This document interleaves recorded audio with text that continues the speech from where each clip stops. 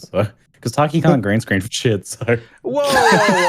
Let's not make this about me, okay? The thing is, Ziggy, I'm just trying to make you relatable to the audience. I'm trying to get past all the streamer bullshit, you know, the person behind the Ziggy. That's what I'm trying to. Yeah. There's someone behind you, Ziggy. Want you out? Exactly. Okay, since we all seem to be good. Hey guys, wait. Yeah, right. Sorry, I forgot what my name was for a second. Thank you. Yeah. Hey guys. Well, no, because it's like sometimes you Don't just forget. justify that. Sometimes you just forget what your name is, right? We've all been there. Nope. You've not been there? Not yet. Okay. Hey guys. Take 3. Hey guys, TakiCat here. See, I remembered it that time. And welcome to Baeclast. Raiz, what have you been up to? Act 10, slow running. I've been just really, it's been a week. I've been experimenting a lot with just doing the acts, really playtesting it. And it's great, The acts are really good, guys. Trust me. How many characters are you on now? 7? 8? Oh, I think you're being generous. Honestly, I wanted to count down. Usually on League Start, I can just count down my characters. This time, not really. I think it's more. I think it's over 10 now. I've just been getting to maps and rerolling and trying out different builds and different concepts and seeing what works for me, what doesn't. With the patch, 2 of the playstyles that are favorite to me, closest to my heart, and I've been really playing them a lot in the last 2, maybe even 3 years now, have been Ignite and mana builds. And neither one of those really functions a whole lot on SSF anymore. And so I'm just kind of trying to find my groove and seeing what works. That paired up with the no logout thing that a lot of streamers have been doing has made things very interesting as well. Then the Flask changes coming in. It's just been a cycle, I'm just switching through builds. My most successful build was Don't Blow, I'd say. I made the furthest with that one, and it was really nice. A lot of people said that Don't Blow is dead as fuck. I think Don't Blow is really good, surprisingly. Sentinels of Purity are super strong for single target. I really enjoyed that. Yeah, the Don't Blow character got to Act 2, right? Listen, stop stealing jokes from chat. I saw what Zai wrote. Okay, that was pretty good. I don't know if you can even use the gem at that point. It was level 89, almost 90. Okay, I ran a bunch of red maps, went, this is good, and then I rerolled. So did it die? Or? No. I've only died twice. I haven't been dying. I just rerolled. Okay, so I just want to try different things, and there's too many things to try. I've made more builds in POB in this league alone than I have in the last 3 leagues combined, unironically. Okay, so out of everything you've played, what was the worst? The worst? Yeah. Are you trying to point to Mana Bond because you were watching the stream earlier? The Mana Bond. So much potential, chat. It's got so much potential. Well, it's Mana Bond low life, and you're stacking int, okay? Yeah. For mana, and then you use Hierophant with Sanctuary of Thought, and mana gives you ES. So it's actually really, really nice. But the thing about it is that Mana Bond has 100% effectiveness, which is very unusual for a mana build, right? Because with Archmage, you generally abuse a lot of high effectiveness. And so I found that the best way to really make that function is through Arcanist brand that actually doesn't have a cast speed penalty. And it's been really nice, but now I need a cast speed, and they removed all the fucking cast speed from everything. And especially in the case of Hierophant, it lost 50 cast speed. And so I need levels, I need gear, and I need to not die before I get there. And I'm kind of thinking that I will. So now I'm playing Bane. I mean, into Impending Doom Decay. Right, okay. That sounds like a very rough build to try and approach in solo self-found, low life and stat stacking and all that. Low life, stat stacking, and it needs ES rolls and mana rolls on top of it. So it's a lot. But I think it's a lot of potential. It's very potential-like. I would highly recommend that everyone goes back and rewatches Raiz's VOD from today, because there was a solid hour of screaming potential while struggling to do white maps and raging at chat. It was a low level character and I have no gear. Trust. It'll work, Yeah. I think. Okay. But I also think it's like the only way for Mana Bond to work, which is kind of weird. Except Mjolnir. The Mjolnir stuff is pretty cool. What about you, Niggy? What have you been playing? I started out since okay. Oh, you haven't heard any of? Yeah, right. Okay, so Spectral Helix we started with. Yep. Doing really well. I was in T16 maps. It was blasting. I got an influence. Impulsor. Ooh. Oh yeah, I saw that. Did you That get it was off the pretty. vendor or That was something? hilarious. I got it off the card. Oh wow. I was like, I have to use it. And then I had a 6-link from Harvest. The first Harvest I ran, I got a 6-link.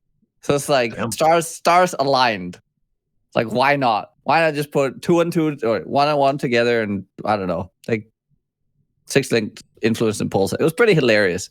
So I decided to run into a map and die with it. So that was great in T16s. So You decided that. Oh, interesting. That's well, one way to call it. no, actually, what happened? I misclicked Gwenin, and so because I wanted to click away from it, because I was running through Shrine, and you know that's kind of tight corridors, and so I wanted to run and kill a peg, and I clicked Gwenin on the way there, and so I wanted to click away from her, so I run into the peg that I would normally already have been attacking. So they get to attack first, and I just got blown up. So that was unfortunate. It was a really fun character. I was playing Raider, Spectral Helix with, the good Trinity and the flat damage stacking, and it was just, I don't know, it was just pumping. It looked like a It's lot really of fun. good. Yeah, no, it's a really good build. I saw the rip clip and a couple of other highlight clips and stuff that my chat sent my way. They were very invested in your progress. Yeah, no, it was a very nasty nice. rip. You had like Voln on you from a bunch of whippers or something. Yeah, I got Vol. It was like unlucky dodge plus lightning. It's like, do you know if those monsters are new? The spear guys? They just speared me in the face. I don't know. They like spear. spear stab you. Is that Legion or something? The little skeletal guys. Yeah. That do like the short spear stab. Yeah. Haven't seen them until Act 10. Yeah, I don't. Maybe it's a don't map only. honestly know if they're new or not. We're not talking about expedition mobs with giant spears. I'm assuming. No, because I hadn't started the expedition yet. Yeah. Okay. Wasn't it like fiery dudes that killed you? No, they're like pokers, spear pokers. It seemed like fizz damage to me because there was a Hexfont nearby that had hit him with Voln, and then fizz damage. They were with like, Voln.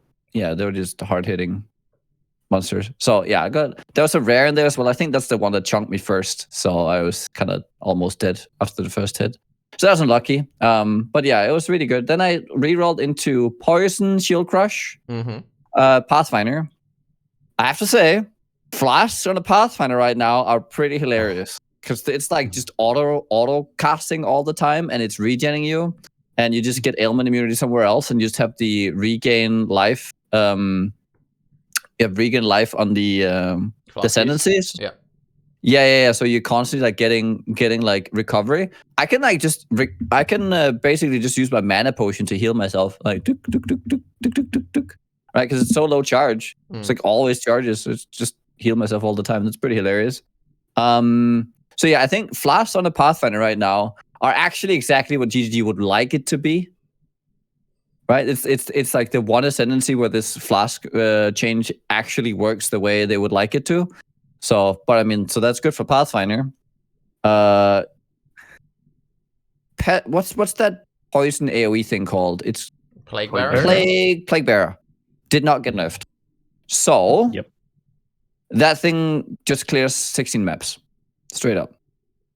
So you're just running through a 16 map with like 19, 20 level Plague Bearer, and you just run through the map. And everything. It's funny too because it needs like no supports, literally. Yep. You can't support it.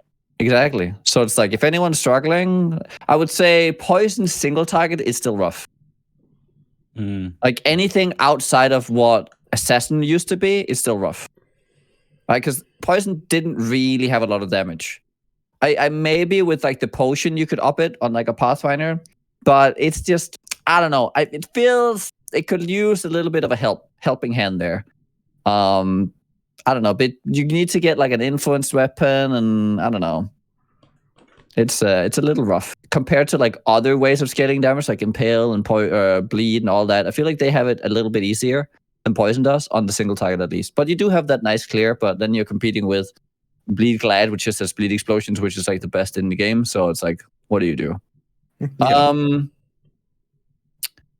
Then I decided, well, I wasn't really happy with the single target after I spent almost 10 minutes trying to kill Shrine Party. There's a T16 map with like 2 mods to like reduce my damage, but it took me 10 minutes on my poison guy to kill him. Granted, it was on a 5-link, and I was 88 in a red map with no actual single target weapon. Just to clarify, when we say 10 minutes, do we actually mean 10 minutes? Yeah. Oh, okay. Right. It was a very long fight. It was. I felt like I was playing open beta. Okay. So it was like, that's what it felt like. It felt like, ooh, this is a long. Okay, this throws me back. That's cool. I was like, I'm not ready to go back here yet.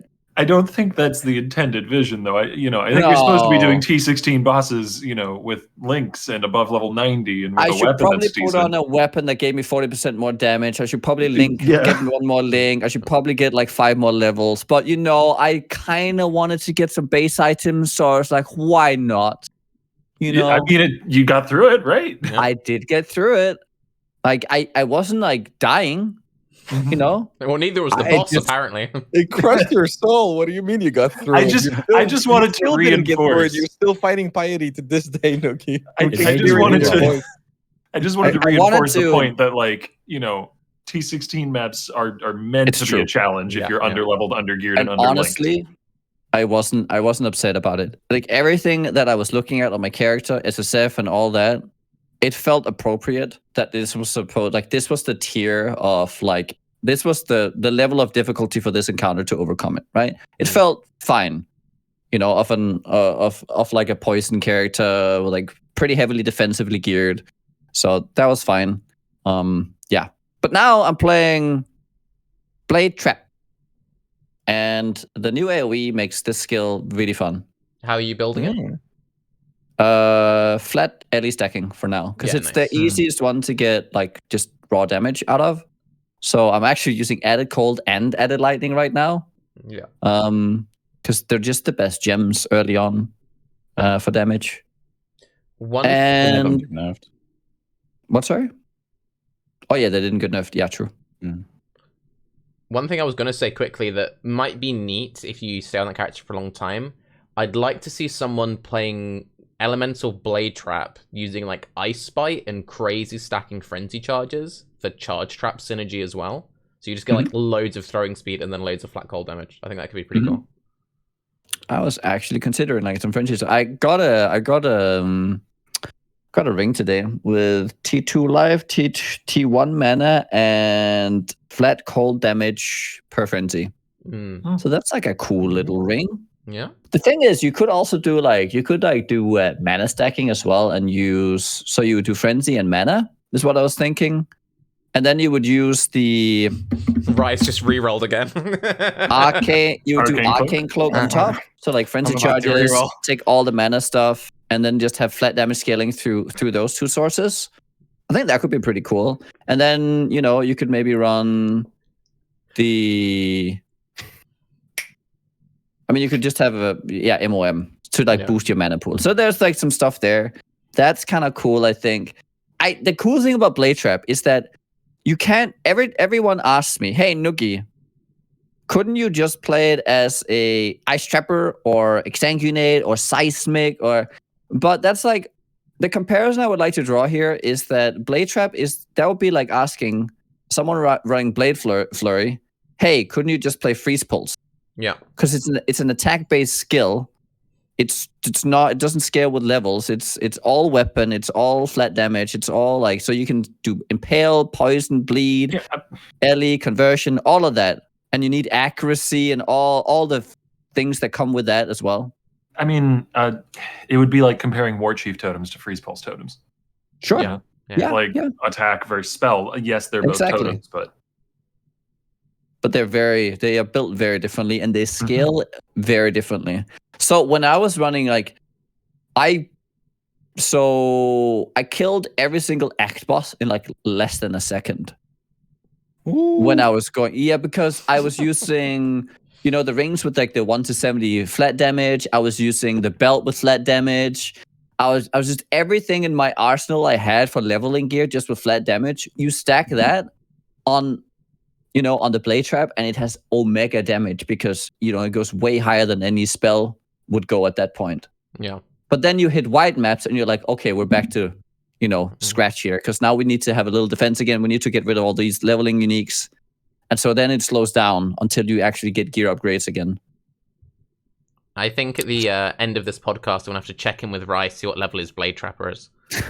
I'm watching Nugi's VOD. It looks fucking nice to play. It's like a trap, but it's persisting damage, like a damage over time form of ignite attack thing. It's very cool. Yeah, it's very nice. It looks and great. You can make it look amazing. I would say this is probably the most pay to have fun skill they've ever introduced, because weapon skins work. So you can make it look exactly like you want it. See, that's my problem. I saw the one guy on Reddit who was like, you can make this look insane. And then I saw it and I'm like, okay, I can't play this. Because so the Hierophant that I was playing, the Mana Bond guy, he gets 200% increased area of effect. And so things like Vortex would I couldn't use it on autocast because it would just flashbang me like every time. Skills look way differently with a lot of AoE. Same thing for Void Sphere. Same thing. Just it's like a huge full screen fucking bap, And so this looks a little bit insane. But you make it look a lot better than what the people on Reddit did, I thought. Nice. I have 25% increased area of effect right now. I'm probably gonna get the more AoE from the. That's all. That's all I have. Yeah. I have not stacked a lot of AoE. I have the roll on the amulet and the one node on the tree. That's it. It really needed that base AoE boost, but since it's gotten that, it looks like it's a pretty solid build now. It'll get 1 extra radius, and I think it scales with foils as well. Yeah. I'm using foils, so that gives it even more AoE, right? So I think that's like, you probably want to build foils early on to have proper AoE scaling. You could change it into daggers later on. And at 21, it gains another radius. So I'm hoping to hit a 21 gem. So it should be pretty good. Yeah. And the gearing is just really fun with the skill. With the in-game potential of probably doing cold conversion. Looks great. What about you, Ziggy? You've been on the poison vibe as well. Yeah, a lot of what Nugi said. I was like, oh wow, I'm glad. That sounds very similar to my experiences, and I wasn't sure, like, is this normal, yada yada. But I've been playing Poison Scourge Arrow Pathfinder, and like Nugi said, Flask on Pathfinder feels so good right now. I have just a life and a mana flask that I use, and everything else is set to auto flask. So I've got like a Quicksilver that uses flask charge, uses when it hits max flask charges. I've got a like another one that triggers when I hit enemies, and another one that triggers whenever I use a guard skill and left click automatically. So that, and it's like perfectly synced so that it works with its full duration.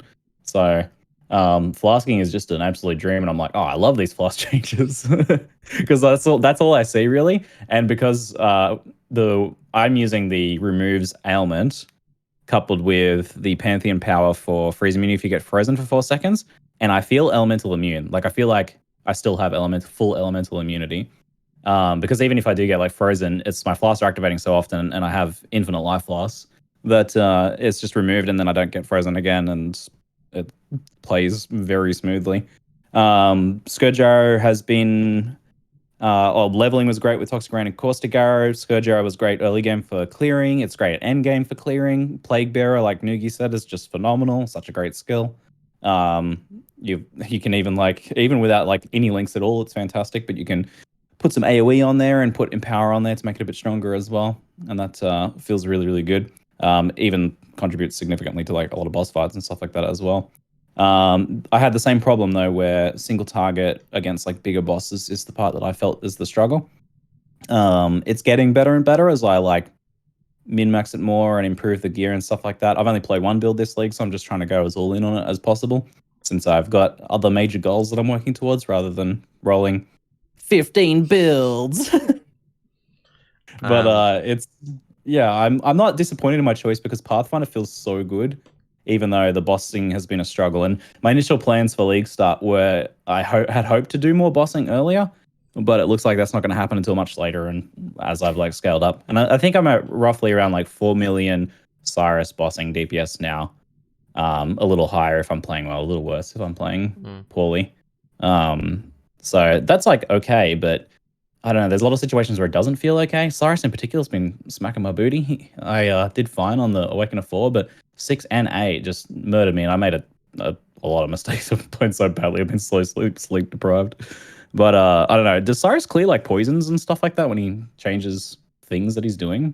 It feels like he remember drops poisons. struggling on that fight when I played Poison Scourger a couple of leagues ago, and it felt great for everything but Cirrus. I feel like it's just with all the teleports, you lose your poison stacks and you lose your wither up time, and he teleports around, so like you've got to like ramp up. So it felt a bit awkward for that. Yeah, so that's been a really rough fight. I mean, I probably made my Cyrus profits for this league anyway, because the first one dropped me like an Awaken Rob and like 3 other items. Ooh. So that was pretty good. But yeah, no, I've been my goal this league is a bit different to usual, where I just don't usually have a goal. I just kind of roll whatever builds seem fun at the time.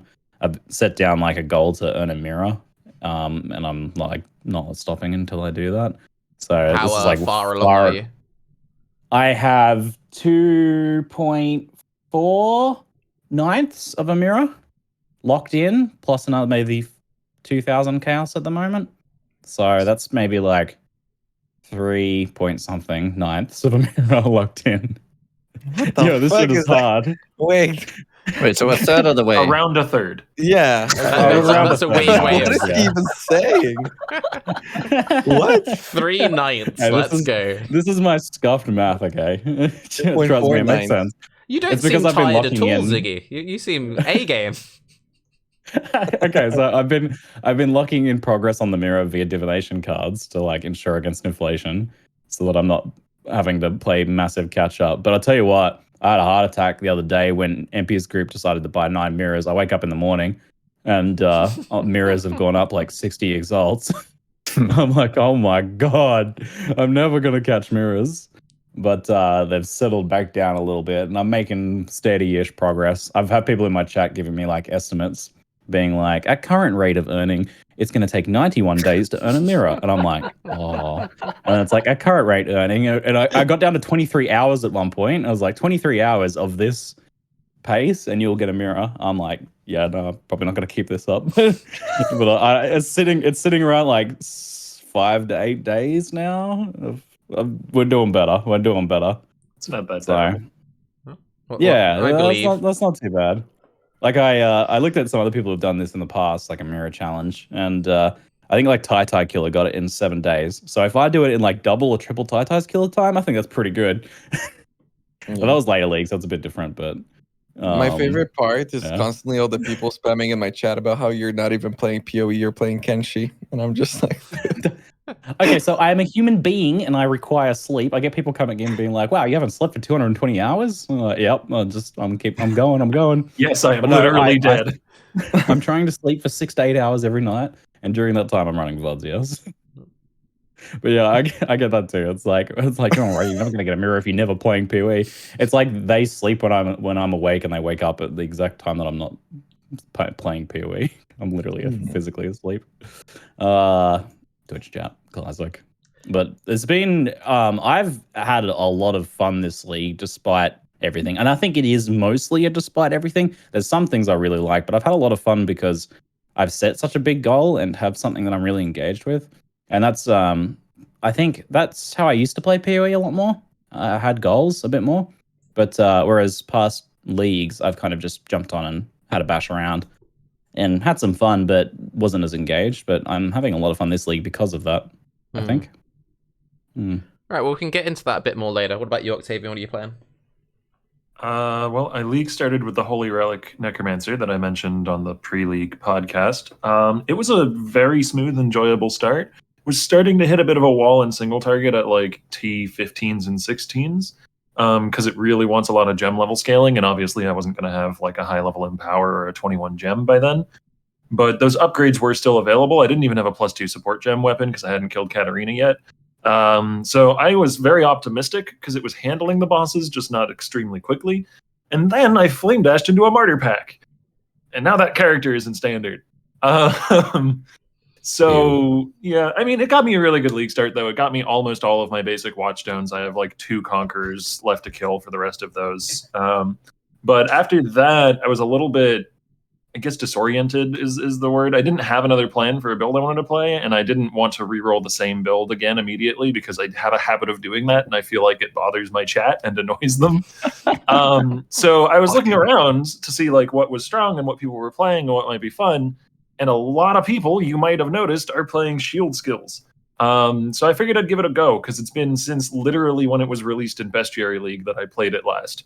And yeah, I still really hate playing Spectral Shield Throw, and the hitbox is garbage, and I rolled off of it after less than a day. I really, really dislike the hitbox, and I don't enjoy playing it. It's strong, though. I'm not saying that Spectral Shield Throw is bad. It is objectively a good skill. I just don't like playing it. So that wasted a day of my time. But now I have a level 80-something raider I can respec later, so that's useful. And recently I rolled onto a ice trap build, but I'm approaching it a little bit differently. So I'm not going for any freeze scaling. I have gone for a Secrets of Suffering Scepter, and I'm taking advantage of the lowered ailment threshold on unique enemies and bosses in the endgame now to scale Scorch, Brittle, and Sap. I'm using Malachi's Awakening, which gives me a bunch of flat cold fire and lightning. And I'm probably going to use the Painseeker unique gloves too, which give 200% more effect of non-damaging ailments. They do say that your critical strikes do not inherently apply non-damaging ailments, but Secrets of Suffering gets around that. Because my crits already don't inherently apply Scorch, Brittle, and Sap, the Scepter then allows them to, which technically means they're not inherently applying them, they're being given the ability to apply them, so it works with Painseeker. GGG, ban this hacker. That's a clear exploit. You get a huge amount of ailment scaling. I don't have those in my build yet because they don't have a life roll, and I need to get better life gear, or else I'll die if I put them on now in the tiered content that I'm in. I'm up into like T14s. But once I get some better life gear, I'm going to be swapping them in. And I'm already capping out Brittle and almost capping out Sap versus all of the red tier map bosses that I'm doing. Right. And I'm like halfway to capping Scorch. Scorch is the hardest one to cap because I don't have a lot of flat fire, but Painseeker will give me some. Scorch is also the least relevant to cap, though, I would say. Sap is insane as a defensive layer. Scorch lowers enemy res. It can do to, I think, like minus 30 enemy res at cap. Pretty good. Sap lowers enemy damage by up to 20%. Yeah. Every rare monster, all trash, is always having their damage lowered by 20%. It's really nice. It's an excellent defense layer. And because I'm using ice traps, I'm, like 75, 80% of my damage is cold. I'm like extra mega capping Brittle. And Brittle gives up to, I think, 10% base crit at cap, which is just absurd. I do not feel the loss of a diamond flask at all. I am, like, after the first round or two of traps are thrown, I'm just at crit cap, basically. Yeah. Raiz, you're adding that to the reroll list, right? It's funny because I already added that to the reroll list 2 days ago when I saw Octavian play it for the first time. So I'm way ahead of you guys. You do need I'm way ahead. You need a couple of like uniques or bases. Like you need a Secrets of Suffering source, either the Scepter or the Cluster Jewel. I found the Lone Messenger today, and I was like, "Fuck, dude, that could have been secrets." I was like, "Oh, damn it!" You can go for the amulet as well from Twins, which would then make it extremely easy to cap Scorch and Sap because all your cold damage would apply to them. But I already am losing 2 life rolls in the build. I don't really want to lose another. Yeah. No, I'll play it if I ever get it. I have a couple more builds that I want to experiment with, before I start yoinking shit up. So it's okay. We could have had a full trap podcast. We're so close. I did play Explosive Trap. That makes you feel any better. Yeah. It was nice. Explosive Trap is very cool. I don't know why people play Ice Trap when you can play Explosive Trap instead, but okay. I already played it. Very good defensive layer, though. The Ice Trap. Freezing is very useful for sure, but I feel like just the playstyle of the skill, the AoE, and the single target is so much nicer. Explosive Trap. I don't know. I mean, so much more because I don't like the spammy. That's the reason why I stopped playing traps because they're so inconsistent and spammy. Like sometimes I throw a trap and I kill a rare mob instantly, and sometimes I throw 3 and like the rare mob's still standing. And I don't know. That really like pushed me away at a certain point from traps and more towards like mines. And I know that there's like trap builds that you can do that stuff with, but that's why Nugi's build is so interesting to me. And also Tarki's physical guy as well. Because it's like half dot, half not, and you don't need crit. I like that. Duration scaling as well, right? On that on that build. Yeah, I've gone full duration scaling. So I'm playing a pure fizz non-crit seismic exannuate trapper, getting all the duration scaling. And the reason why the duration scaling is so strong is it makes the exanguinate uptime excellent, and because you concentrate exannuate, you get match stacks instantly. And seismic trap is really good with duration scaling, and it annoys you that people aren't scaling duration with it. So yeah, it gives a very smooth and consistent playstyle, because I know what you sort of mean by like sometimes you throw the trap and it's like if you don't crit and then you low roll with your damage, the stuff survives. You never have this problem with this build because you throw the exannuates, everything across the entire screen gets hit because of how good the chain is. They just bleed down, and because I've got like this hybrid thing going on, I get to benefit from life gain on kill and like endurance charge on kill and all that stuff that you normally don't get at all from traps, which is very, very strong. And then, yeah, my seismic trap is just like cruising through. I've got just a 4-link seismic trap. It is +2 unveiled gloves, but that's like enough to do tier 16s, and it's just chilling. And one thing that I've been telling a lot of people about, if you can get your hands on them, ZiggyD forgot to update the alternate quality on seismic trap. So one of the alternate qualities is minus 60% cast speed, but cast speed doesn't do anything anymore. 100% increased damage. So you just get 100% increased damage. It's the old quality. What the fuck? It's pretty good. It's pretty good. So yeah, you use that one or use the one that reduces the cooldown. And you can do some really cool builds. Like you can do like double cooldown trap, like seismic trap plus lightning spire trap, or like seismic trap plus flamethrower trap. There's some like really cool setups there. But it's one thing I found quite funny, because obviously a lot of people are playing traps now because everything got nerfed, but traps. That I've been getting a lot of, oh, Tarky, you meta slave. When I've been playing traps every league for years, and it's like, oh, you flavor of the month reroller, how dare you? So, okay. So I thought you'd stop playing traps, to be honest, because of this. Because well, that's what I was gonna do. So I actually league started on explosive concoction, because that's normally when I really like a build and it becomes meta, I stop playing it. But I got explosive concoction to like Act 4 and was like, this skill is shit. And then I just went back to playing traps. But I thought I'll try this whole exannuate hybrid thing to make it a bit interesting. Explosive concoction is a bad trap skill. It is like, wait, what? Okay, so you played it with traps? No. It is a bad trap skill because you lob it, like you throw it in the air. Oh. So it's like all of the people, like all the quality of life stuff that people complain about with traps, explosive concoction has with no upside.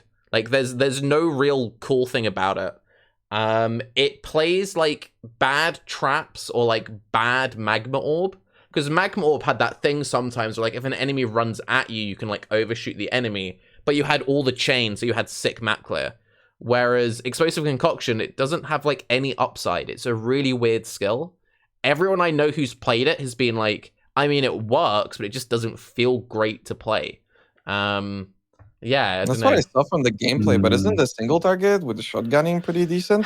It is, but it isn't that great. Like, it's one of those things of... Because of the limitations of 5% base crit, not being able to use a weapon to scale it, kind of awkward being on the tree, it's like you can make it work and you can do cool overlaps. Also, the AoE itself isn't that great.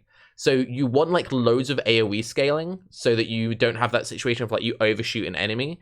To me, it played quite a lot like Reap. You know, with Reap, sometimes it would miss a mob and you'd be like, this skill sucks. I had that problem with Explosive Concoction.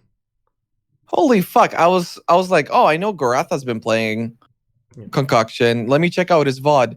It's a 16 hours and 40-second VOD of him only playing Battle Royale. What the fuck? Not a single time throughout this thing he plays the build. 16 hours. Yeah, that Battle Royale though. So good. Love it. New My updates God. pretty sick. Pretty hot. Briefly, have you guys been enjoying the new Royale? I didn't play it yet. I've been having too much fun rerolling. It looks great though. The patch looked great, and we were doing the casting with Octavian, and that looked really like they did a great job with it. I've just been doing some random pickup games and casts on the Australian server, which games are only really happening if you basically like organize people to get on the Australian server. Be like, yo, everyone get in here.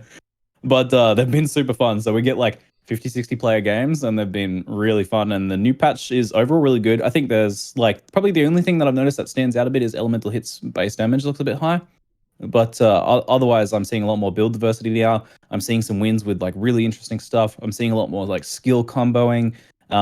Still melee Whirling Blades is very strong, but it's looking a lot more diverse and a lot more interesting overall. So like this first patch, I think GGG really listened to everything like we were saying that needed to be changed. A lot of the magnitudes seem pretty apt, like in terms of scale of the nerfs and things like that.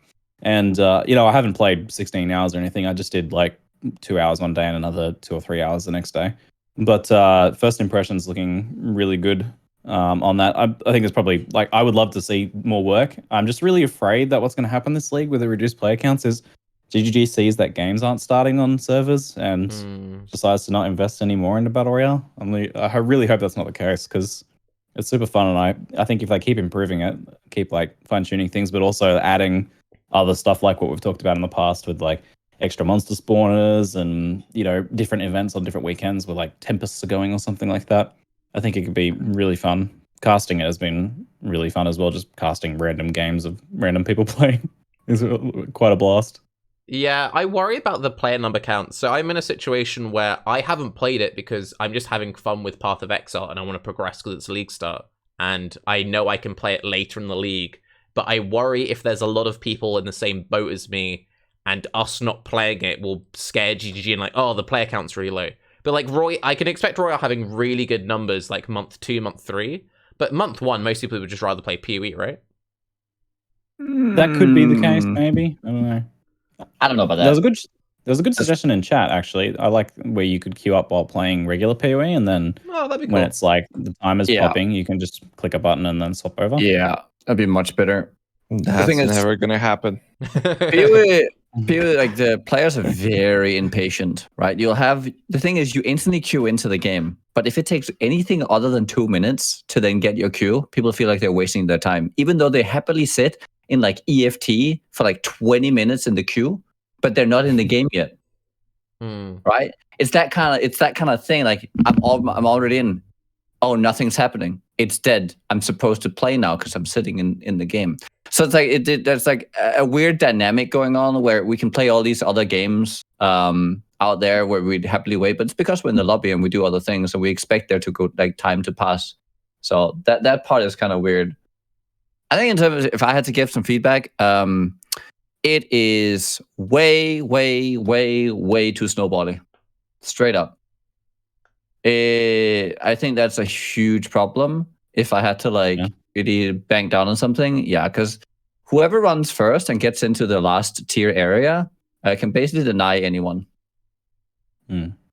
Through, and the thing is, it's like the power curve is like whole massive. You will one shot people when they come up and you're 4 levels ahead of them.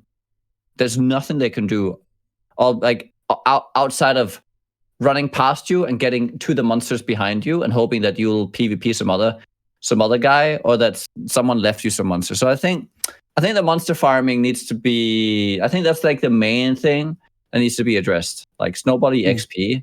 It's weird that you just rush to the middle and you win because of it by completely avoiding PvP.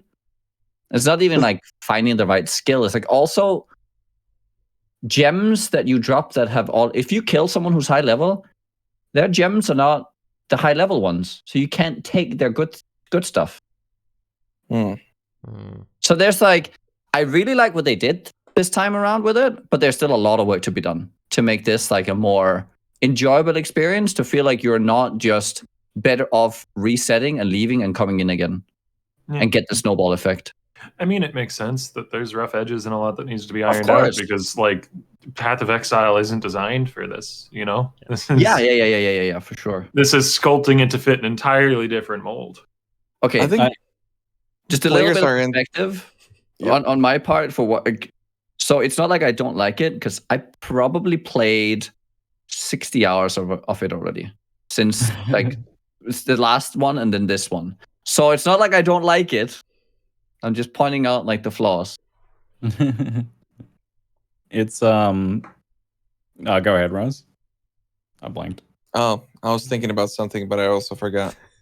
Oh, the God. players aren't like insidious enough yet, you know? I feel like everybody's kind of worried about their own tail, but I feel like in a lot of other games, especially BRs, if you see a guy that's like the difficult guy and there's two people, a lot of the times they would group up to fuck up the guy yeah. who's like potentially could kill them both and like really then worry about each other, right? But I really, when I played, I didn't really see that a whole lot. So I think as people are going to get better and kind of learn this like completely new way of playing Path of Exile, because PvPs existed and it's actually really fun from what we've seen and played and everything, but like people don't really have an idea of how it works at all, and now they're getting better about it. All right. But I think your feedback's really good. Maybe partially because like, do you think the party play stuff would help? For instance, the way it was during the Battle Royale against like the snowballing stuff. Okay, so one thing that party play does that I really like, because the dynamic. Okay, so the way movement skill works in Royale is that if someone is slightly ahead of you and they have a movement skill that's better than yours, you cannot escape. Yeah, it's like you're done for. Like unless you have Whirling Blades or Leap Slam that has enough, spam ability to get away, you are dead. Group play, you can peel it for each other. You cannot there's enough of a you don't have enough power to kill two people, especially if they collide on you, right? So you have to back off if they coordinate and help each other, and so therefore you can peel and then get to safety with good play. That's cool. So I think that helps a lot. It's weird to me that they didn't. Like, one of my suggestions was that every player starts off with dash, and like you facilitate as support. Mm-hmm. Like, and then like if you get frost blink or flame dash or like any of the other movement skills, great. But the fact that everybody started with dash, I think would help a lot. Yep. It's like having a slide in Apex or something like that, just built into the character mechanics. All right, closing thoughts, then we'll move on, because I know this is a very niche topic and there's a lot to go on. Ziggy, did you remember what it was you wanted to say? Yeah, I mean, I hope that we see week-to-week updates, and I just think like the progress from the first week to the second week is really impressive. So if they keep going at that pace, and it's like weird, like how perfect a lot of what they did was in this one, when like a lot of the other patches, disgruntling people because it feels not what people want to see. So it's like a pretty big difference there in like the how much they like feel like they nailed everything. I'm looking forward to playing more. Yeah, I'm definitely really looking forward to jumping into it once I feel like I've gotten more of my goals done with PoE. And that is a perfect segue. So before we get into the expedition side of things, how do we feel about the patches, especially mid-league skill buffs? Because that is weird to me. Okay, I can start out on this. Go on. Then. I am very happy that they are not afraid to do mid-league skill buffs, especially with the balance pass of this size. So if you guys recall, like open, closed, and like the beta days, where there was a lot of things happening, a lot of new skills were introduced regularly. This was before leagues, but they would constantly update things, and was always interested when they did. And it was obvious that certain things were like either underpowered, overpowered, and they would like regularly fix that stuff. And I think right now in the current landscape of PoE, where they are trying to kind of embrace like a new era, they're trying to adapt it to more of, kind of a new philosophy, I guess. Like, and there's like just a new era of PoE where things are a little bit different. Scaling is a little bit different. The way they would like us to engage with monsters is a little bit different. And I think it's important that they're not afraid in that process to also just accommodate people with when they do they do introduce stuff that they would like to have people play, but is underperforming, that they then also buff it. I think that's important. Yeah, I mean, I agree. I never really understood, like, not nerfing stuff. I understand that, but the not buffing thing, I never really understood their logic behind that. I guess I don't know what's different now. It's to. I don't think this is a good argument, but just to play devil's advocate, I would imagine it's because they don't want people to have, sort of a fear of missing out. Like if going a month into the league or 2 weeks into the league or however long, some skill that wasn't performing very well at the start of the patch suddenly gets buffed to being 3 times as strong somehow, then all the people who started something else and didn't start the really strong skill might start to feel like they got a little shafted. But honestly, even if that does happen, I think it would be fine. See, I think the... Oh, go on. No, I'll let you finish. That's enough. I mean, maybe I'm being a bit cynical or a bit insensitive, but I think that's an opportunity cost I'd be willing to pay to have skills that are interesting but numerically unusable be shot into the meta. See, I'm glad they buff the skills, but I can very much understand this mindset, and this is my point of view on it.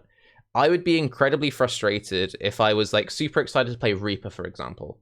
I league start Reaper in Trade League. I struggle through, I kind of get it into maps, and I've done everything. I'm like, you know what? This Reaper thing, it sucks. I can't get through yellows. This is a waste of my time. I'm going to sell off my gear or like respec my character, whatever. And then the next day, we've buffed Reaper. I'd be like, right, well, fuck me. And it's exactly right. You just described me. And it's a very playing it and they buffed it. It's a very selfish mindset. And I think it is good that they are buffing the new skills rather than they're left unusable. But I would be so frustrated if that happened to me. And with some of these buffs, it's like the Absolution buff. They buffed it by like 400% more damage. That shouldn't... Did they though? Well, I think they did. Sort of. Okay, but did it not have... Okay, so that like more multiplier thing, did it not already inherently have a multiplier? Or was that entirely new? It didn't have one. People were saying that like it had 280, but I played it and then I played it after the patch. It absolutely did not have any multipliers. I can guarantee you. The 200 thing, it didn't exist. And apparently it's still kind of bad. And like that's one of those things. Like I don't mind if it's a situation of like we need to do slight tweaks, like what they do with the league, like they buff logbooks. That stuff I'm kind of fine with. But when you have a skill that's like shipping that underperforming, I feel like that's like it just shouldn't ship in that state. Like, yeah, okay. I mean, obviously. Can I ask you a question then? Of course. Okay, so when they then ship new skills that are looking really cool and people are excited to play them, would you rather them just, if they make a mistake, just not do anything about it and just let the skill be dead for the league? No, of course, which is why I say I'm glad they've gone this route rather than like I'm glad they're choosing to do this rather than just like have 90 new skill gems and only 3 of them be playable. But I don't think it's that great of a situation. And the only problem I could maybe see, and this you could tear this argument apart, is if everyone's like, okay, we're fine with that, it removes some of the importance of getting the skills right at launch. And I wouldn't want to necessarily foster a situation of, right, let's keep going bigger, 90 new skill gems every league, and only 2 of them are playable. I think this is the reality of 19 skill gems was too many. They probably should have only done like 8. And they kind of just like overshot. I don't know. Go on. I would imagine that the first impression of something like Absolution or Reaper, which I think are the cases here that got pretty massive buffs, being as poor as it was at league start for a lot of players, and explosive concoction to some degree as well, is like a poor enough endorsement that it's not really made up for by the buffs. The buffs are good, and for some players, it's going to bring them back to the skills, and it's going to make things, it's going to be the solve that heals the wound of having started with something that was underwhelming. But for a lot of players, they're going to be going through leveling, try and level with their skill. It's going to feel awful, and they're going to have a bad taste in their mouth for the rest of the league. Like, that first impression is massive, it seems. So, I don't know. I think they would still strive to release skills in a better state on release rather than having these band-aid fixes a weekend. Because it's also like it's one of those things as well. It's like, I mean, a lot of the skills are still kind of underperforming in my mind and didn't get touched. Like, they haven't done anything to Storm Rain. They haven't done anything to Space for Concoction as far as I'm aware. What's wrong with Storm Rain? Storm Rain is just like a high investment skill that actually that outdoes Barrage on single target at very high gear levels. And it has AoE component on there as well. It's not a very strong starter skill. The thing is, you can't have every single skill in the game perform well early on. No, obviously. It's like right? So I think it's Mana what bond. skills right now are actually bad Say that again. out of the 19. What skills are actually bad at this point out of the 19? I have not heard very many good things about explosive concoction. Yes. So I would put that and a lot of people would probably still say absolution. Right. And I haven't heard anything at all about the Voltaxic skill. Yeah, neither have I. Though Nervier released a video where he stacked as much duration and stuff as possible and got like 200 stacks of it somehow. But it was, it was pure meme. And sorry, and I'll mention it now. Bone Shatter is bugged to all hell, and apparently it hasn't been acknowledged. There's lots of weird things with Bone Shatter not proccing, and I was reading some threads about people being really upset that like they haven't acknowledged Bone Shatter. So we're championing it now. Bone Shatter is bugged. Fix, please. Apparently it just like it never procs, and there's lots of weird things where like it just doesn't do the secondary component even though you've done the thing that it's meant to do. Apparently noted by the Path of Exile account. Well, that worked. Is it anything else? Is it, okay, I haven't looked Send at them in. Send them in. I imagine some of the inconsistency might come from the fact that I don't think a stunning hit against an enemy that also kills that enemy would proc the Nova. It might not. I don't know. I've heard good things about the numbers on Bone Shatter, though. Most of the people who have come, hopped into the stream and said that they're playing it have said they've had a really good experience so far. And given that it's a strike skill and it's already working against that disadvantage for most of the player base, who, I think at large most people don't like playing strike skills very much. I think it's in a solid spot. I'm sorry to hear that it's buggy, though. I think it was, I want to say it was Captain Lance. He was playing it and he was like, yeah, the build feels really great when it works, but then like these things just don't work sometimes. And I've heard that from a few different people. But yeah. The projectile chaos skill, Forbidden Right, seems really powerful. Yeah, it's like the main winners are what? It's like Spectral Helix, Forbidden Right, obviously Mana Bond Raiz, and Eye of Winter I've heard pretty good things about. I know a few people are doing Eye of Winter. Arcane is doing Eye of Winter Mines now. And there's a guy I follow on YouTube who's doing low life Eye of Winter traps. And didn't some people do Eye of Winter totems? Was that any good? I don't think it's good. Positioning's so crucial in that ability, and also it's good enough for leveling, but yeah. I don't think it stacks very well against the league. I think anything where like there's a lot of stuff going on the screen and they start hitting your totems as well. There's like a lot that can go wrong with totem builds. I just think inherently like totem builds can be rough unless you stack lots of life on your totems. Right. I think the problem is that like there's no reason to play totem builds in trade league. So most of the builds you see in SSF, and especially with skills like Forbidden Right, like you need cluster jewels, you need Rain of Splinters, you need Spire of Stone. Like there's a lot of things that or Soul Mantle even as well. Like these are gigantic buffs. These skills that cost nothing on trade league, but like impossible to acquire in SSF. And it's like, if that's your impression of a lot of totem builds, it's kind of lame, right? Like I remember playing Winter Orb totems and everybody made fun of me, and then I played it and it was fucking insane. And it's like, well, yeah, like if you have the things, then it works really well. But on Trade League, you're still playing a totem build, so it's never going to zoom or like play as well as something that you can potentially invest into. That's self-cast or trap. It's great if you want to kill bosses. I will also say Rage Vortex, Badger is really loving that build. Apparently Rage Vortex is really good.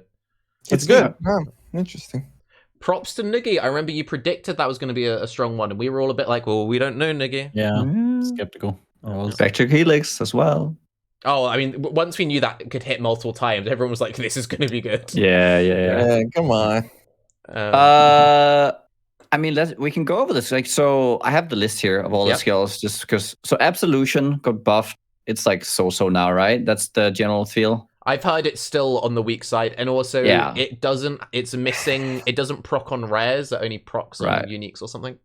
So let's put that below average. Yeah. Battle Mage Cry is, I think, a very interesting gem. I've heard people figuring out cool stuff with that. That's good. Bone Shatter, numerically is good. Fix the bugs. If there's bugs, then that's good. Defiance Banner is just a great banner. Rage Vortex is good. Shield Crush is good. Ambush, it's kind of weird. there's little application on. I Yeah. feel It's Um, ambush is neat. I mean, ambush is one of Yeah. those things where like it. I don't see ambush as being like core to a build in like any case. You know, it's like Defiance Banner as well, except Yeah. with less application. It's okay. You could use it, sure. That doesn't really make or break things. I think over time it'll find a place into certain builds and certain Mhm. setups. That's how I see that. Blade Trap, I would say after the buff is good. Explode Concoction, I would imagine underwhelming in Yeah. most cases. Spectral Helix, very good. Storm Rain, very end game. Probably hard to start out. Yeah. Eye of And Winter. also, I will just say on that, the people who I've seen play it who've actually made it work are like, I can't play it because it breaks my eyes. Which is a Yes, I've heard serious that. problem. Yes. Because I have heard I've that. been tempted to make that because I've seen so many people say that they failed, and then I was like watching people play it, and like I would go blind within 10 seconds of playing this. Yeah, like do you know the little wires that connect the explosions in Expedition? Yeah. If the wires in Storm Rain were like that, but maybe like little blue zaps on them instead of full on lightning bolts, then it would be a lot easier to play. It's like, Yeah. if you remember, I had a rant video when Delve came out because I was Yes. complaining that a lot of Delve was screw you blue. Storm Rain is screw you blue times 100. So Yeah. it's It's a hard thing to do though, to like balance visuals. Sorry, we don't need to go too deep into this. It's not what the podcast is meant to be about. But like Path of Exile is a game where one player is going to be firing one projectile and another one is going to be crapping projectiles out of every orifice in every direction with their build. So getting the visuals right is harder than it might initially seem. I would agree with that generally, but I do think when the entire point of a skill is to stack 100 arrows and you basically challenge players, get 100 of fair. this, you should think, should we maybe not make this the zappy McZappy blue one? Yeah, Maybe fair enough. that should be like the shadowy skill. I wonder if, like, because the office is quite well lit and they play in an open office, skills like this look quite fine. Whereas a lot of us are gamers sitting in dark rooms. They probably need like a dark room to test this stuff, where they test get a it 100% degenerate. AoE and 8 extra projectiles to test it in a dark room with all the lights off and see if it like blinds them. Yeah.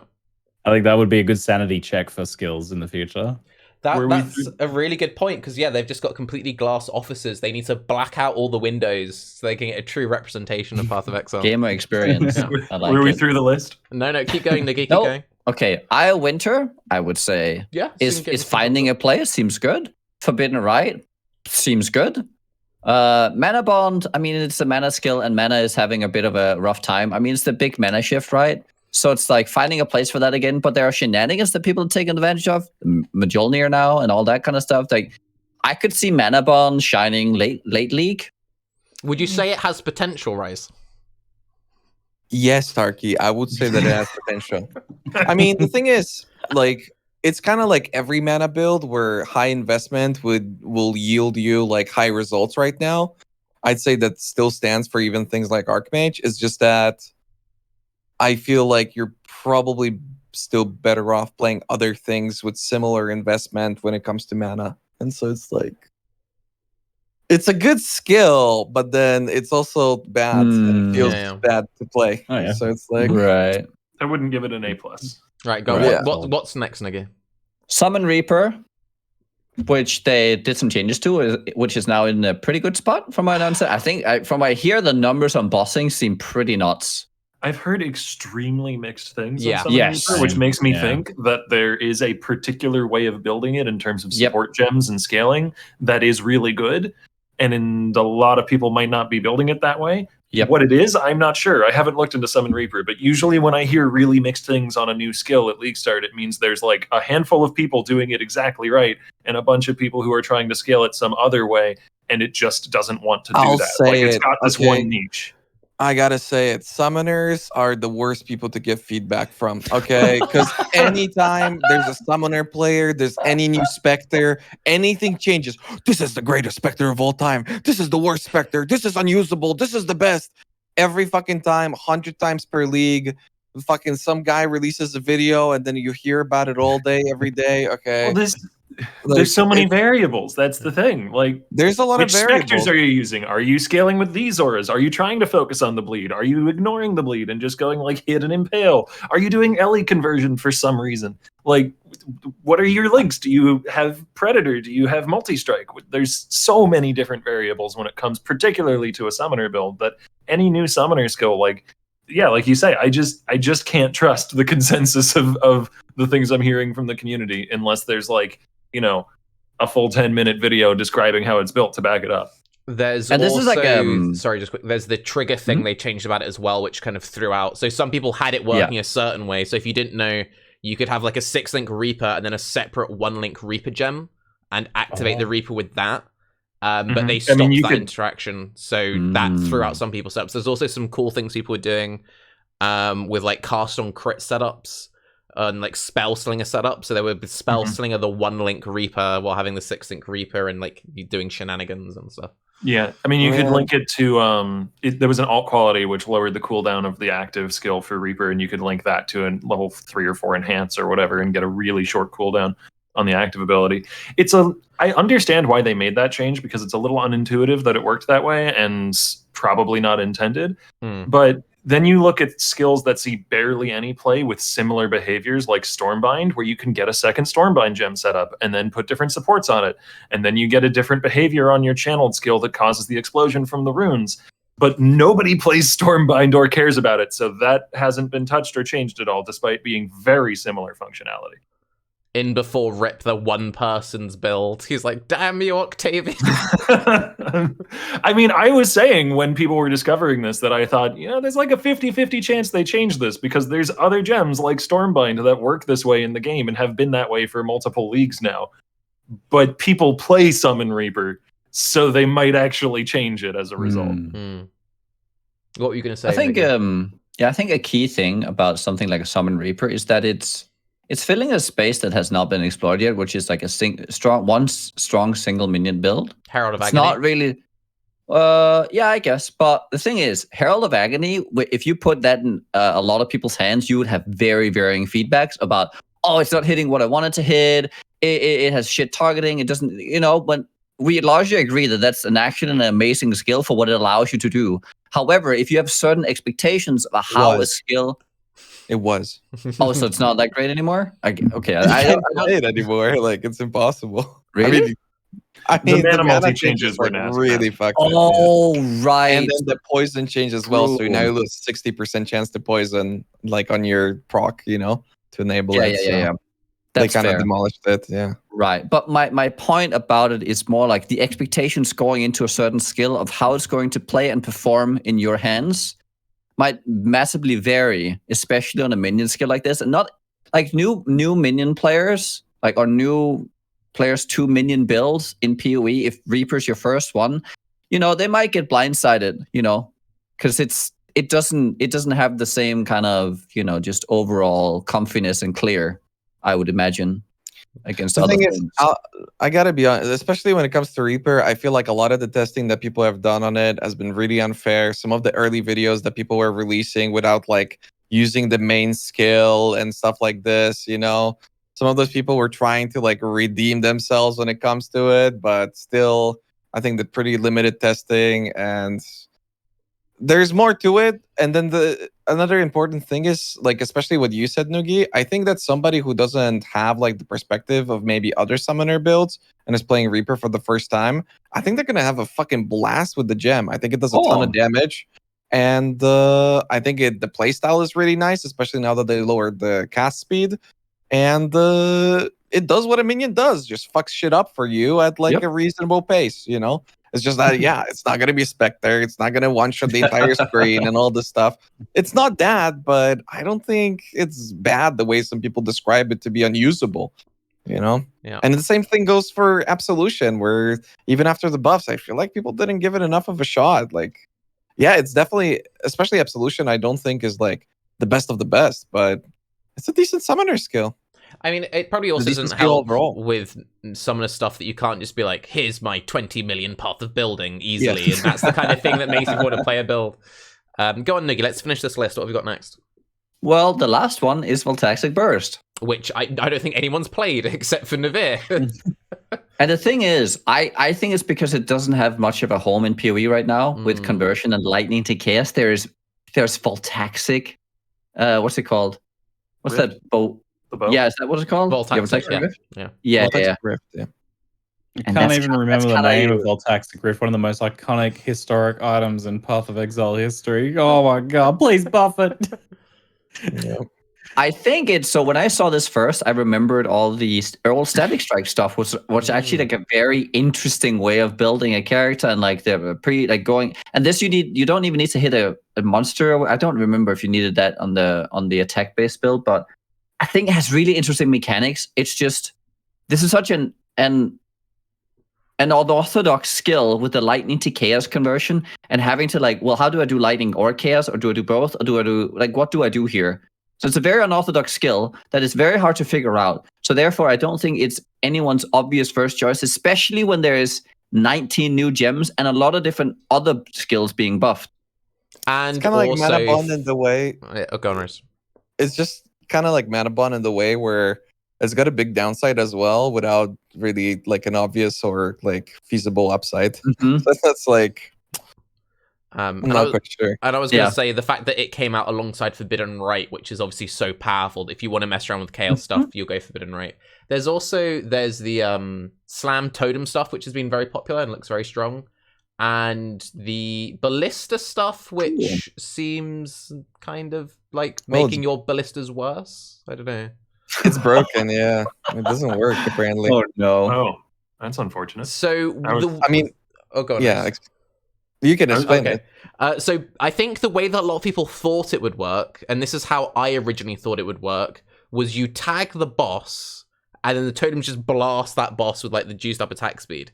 Instead, they just blast when you blast with attack speed, which means that you've got to stand still and turret, which kind of takes away the whole point of ballistas. Because the really nice thing about totem builds is you drop the totems and you get to run around.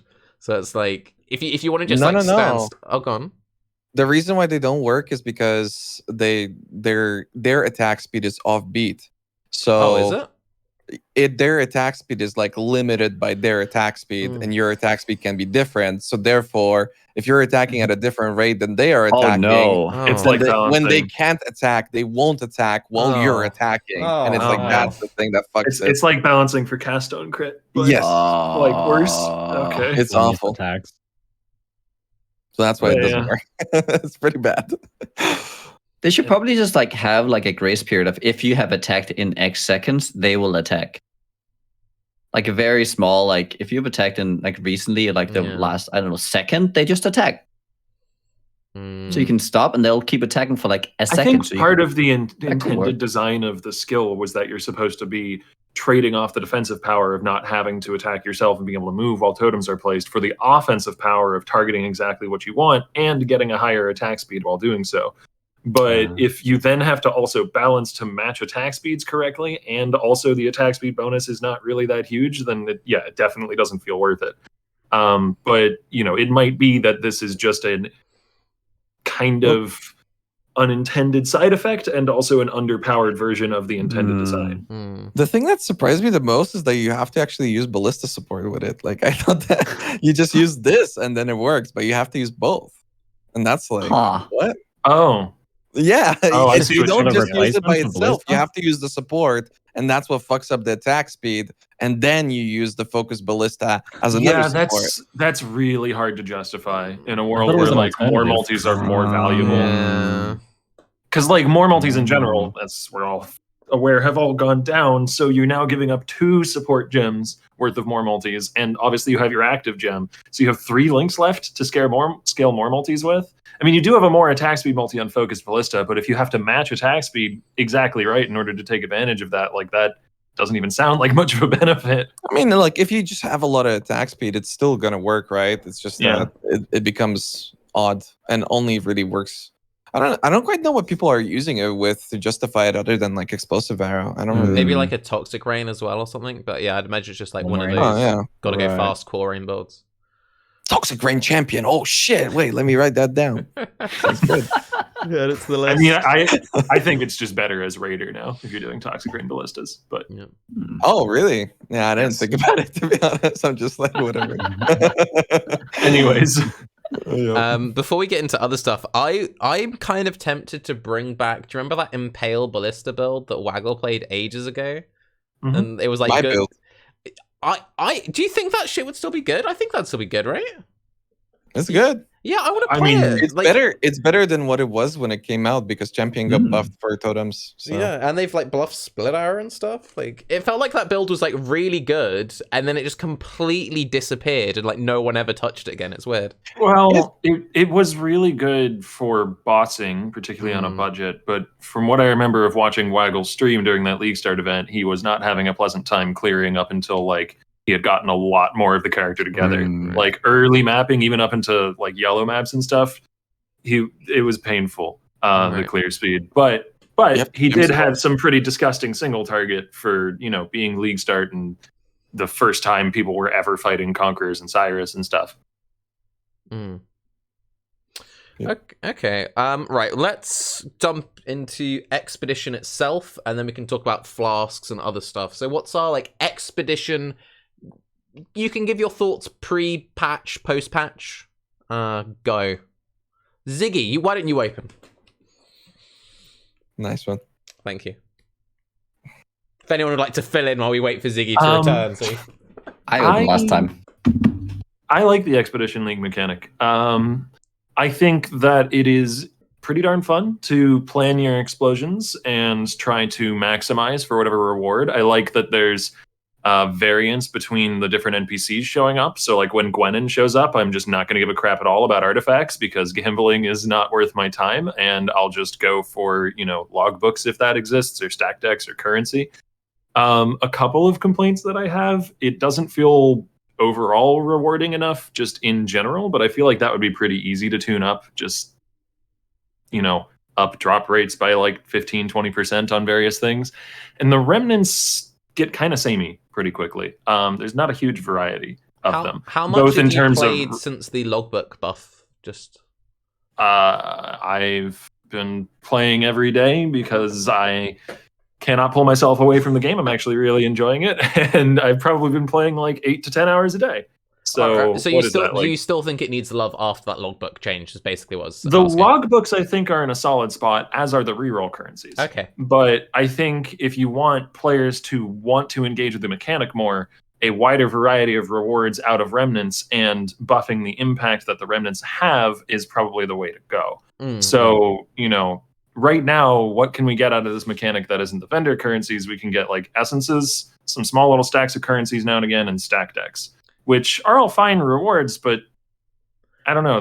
You can get stacks of mirrors. I got 3 exalts the other day. That was quite nice. I got a stack of 2 exalts at one point. I mean, I've had my high rolls. I've had good RNG, and I've had poor RNG. It just feels overall a little underwhelming as a mechanic, but maybe that's just me being entitled and privileged. Are you like comparing that to last league or just this league? Because for me, it feels like compared to Ultimatum, fucking 0 rewards. It's useless. But like compared to everything else in the game right now, with like the early, at least in my case, the early state of my Atlas when it comes to Maven and all that, it's felt pretty all right. Yeah, I mean, maybe I'm just not leveraging the vendors enough. I haven't done a whole ton of ROG crafting, only talked to him like 4 or 5 times. Gwenin gambling is nice for getting bases. I've gotten a lot of influence bases off of her, but like nothing else good. Nugi's got thoughts. Go on, Nugi. I got a lot of stuff out of them. ROG is insane. Yeah. Oh yeah, I've gotten a couple of really good items. Okay. I just haven't sat and gambled, or haven't sat and crafted with them very much yet. Gambling is totally worth going through. I got let's see here. I got 4 or 5 uniques. If there's like a specific unique you need, like that's not too high tier, very worth your time on Gwenin. Got an Impulsor yesterday. I mean, I don't know. You can get influenced items. There's like a bunch of stuff you can get. Gwenin seems very powerful for Solo's Hellfound and a lot less interesting in a trade league. And I am playing in hardcore trade this league. Okay. Especially because Gwenin can give you access to bases that are like eye level 82 while you're in like T10 maps. So if you have a build that you want to play in solo Self-Found and you haven't pushed up to red maps yet, but you want a high-level influence base to get a certain role to enable your build, now you have an option to do that through Gwenin. And I think that's awesome. You know, like you can get a high-level Shaper Shield while you're still in yellow maps and craft on that and enable your Necro Detonate Dead build or whatever. But in the context of a trade league, Gwenin feels like absolutely the least relevant. Sure. No, I could see that. No, in terms of like overall currency power, sure. I would say she's definitely the weakest of all of them. I would back up what Nugie's been saying. In SF, I found her very good. The things that I would like to see maybe improved about her is if she offered more eye level 86 items, because the highest eye level item I've ever gotten is 85, and I reroll her window at every opportunity, and I've never gotten an 86 off her. I think if you got more 86 items and more influence items, then that would still have value in Trade League. Because you'd be excited if you got like a eye level 86 influence Royalberg and out something, you'd be like, yo, this stuff's pretty good. And one thing I've had with her, which has been quite interesting, is since they've buffed the reroll tokens, my new bottleneck is actually currency. And I'm stockpiling reroll tokens. So I've kind of gone the other way. Before my bottleneck was I couldn't reroll enough. Now I'm like 30 reroll tokens, but not enough currency to buy all the belts and whatever. So I'm just like stockpiling more, and it's a bit awkward. Well, I think that's preferable. There's going to be it's definitely better. Somewhere. I definitely prefer it this way than the other way. Given the way that Danig works, like it makes a lot more sense for currency to be the bottleneck, because then you can go like, okay, well, I still really want to craft something with Rog, but I'm out of this specific currency. Let me go talk to Danig and get what I need, and then go back to Rog. Whereas before it was like, let me go talk to Danig and I don't have any burial medallions. Okay, I'll ignore the mechanic then. Back to maps.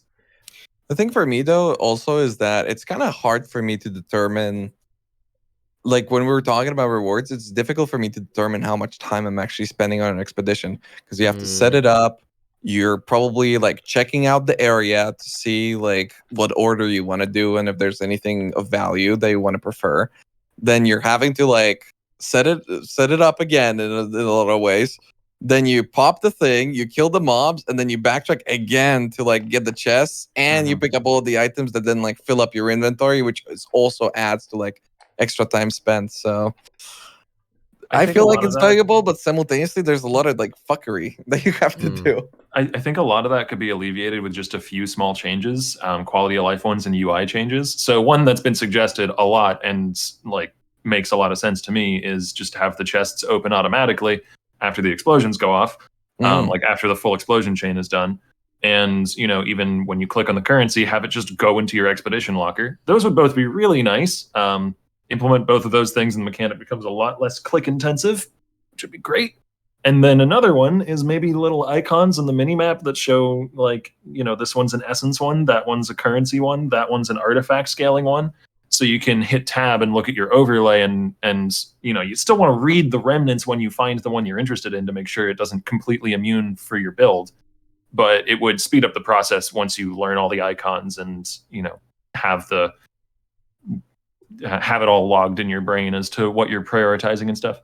I think a thing that they really nailed in this league that I was really afraid of was the fact that I'm really scared of big menus like Betrayal or Incursion. I really don't like how the UI is just like, you're in the middle of a map and now you have a huge fucking thing to deal with. But now I think they really know the amount of time that you interact with the league and the amount of time that you interact with the vendors and how you do that with the vendors specifically. I think that's a real step in the right direction this way. What do you think about the league mechanics, Ziggy? The logbooks are great. They feel like blighted maps in the way that I really like, but they're like faster. And they feel quite rewarding. The excavations in maps feel meh, and I think they suffer a lot from the problem of deferred rewards, because you don't really get much from them, but they're still rewarding. It's just delayed a couple maps until you go to the vendors and then get stuff from the vendors. Overall, we like the vendors. Gwenin hasn't really given me much, but I mean, even that's kind of a lie. She's given me some pretty nice sellable items from her and some nice bases and stuff like that. But I don't find Gwenin particularly exciting. Tujen's just like nice currency. Every time you re-roll him, he's not very exciting unless he occasionally gives you like an exalt or something like that. There's a big problem with Tujen and Rog that I'll get into in a sec, but Rog is fantastic. I think that sort of deterministic crafting added to the game to introduce more people to it is really fun. He crafts a lot of like mid-tier decent gear, like, you know, just your boots with life triple res move speed.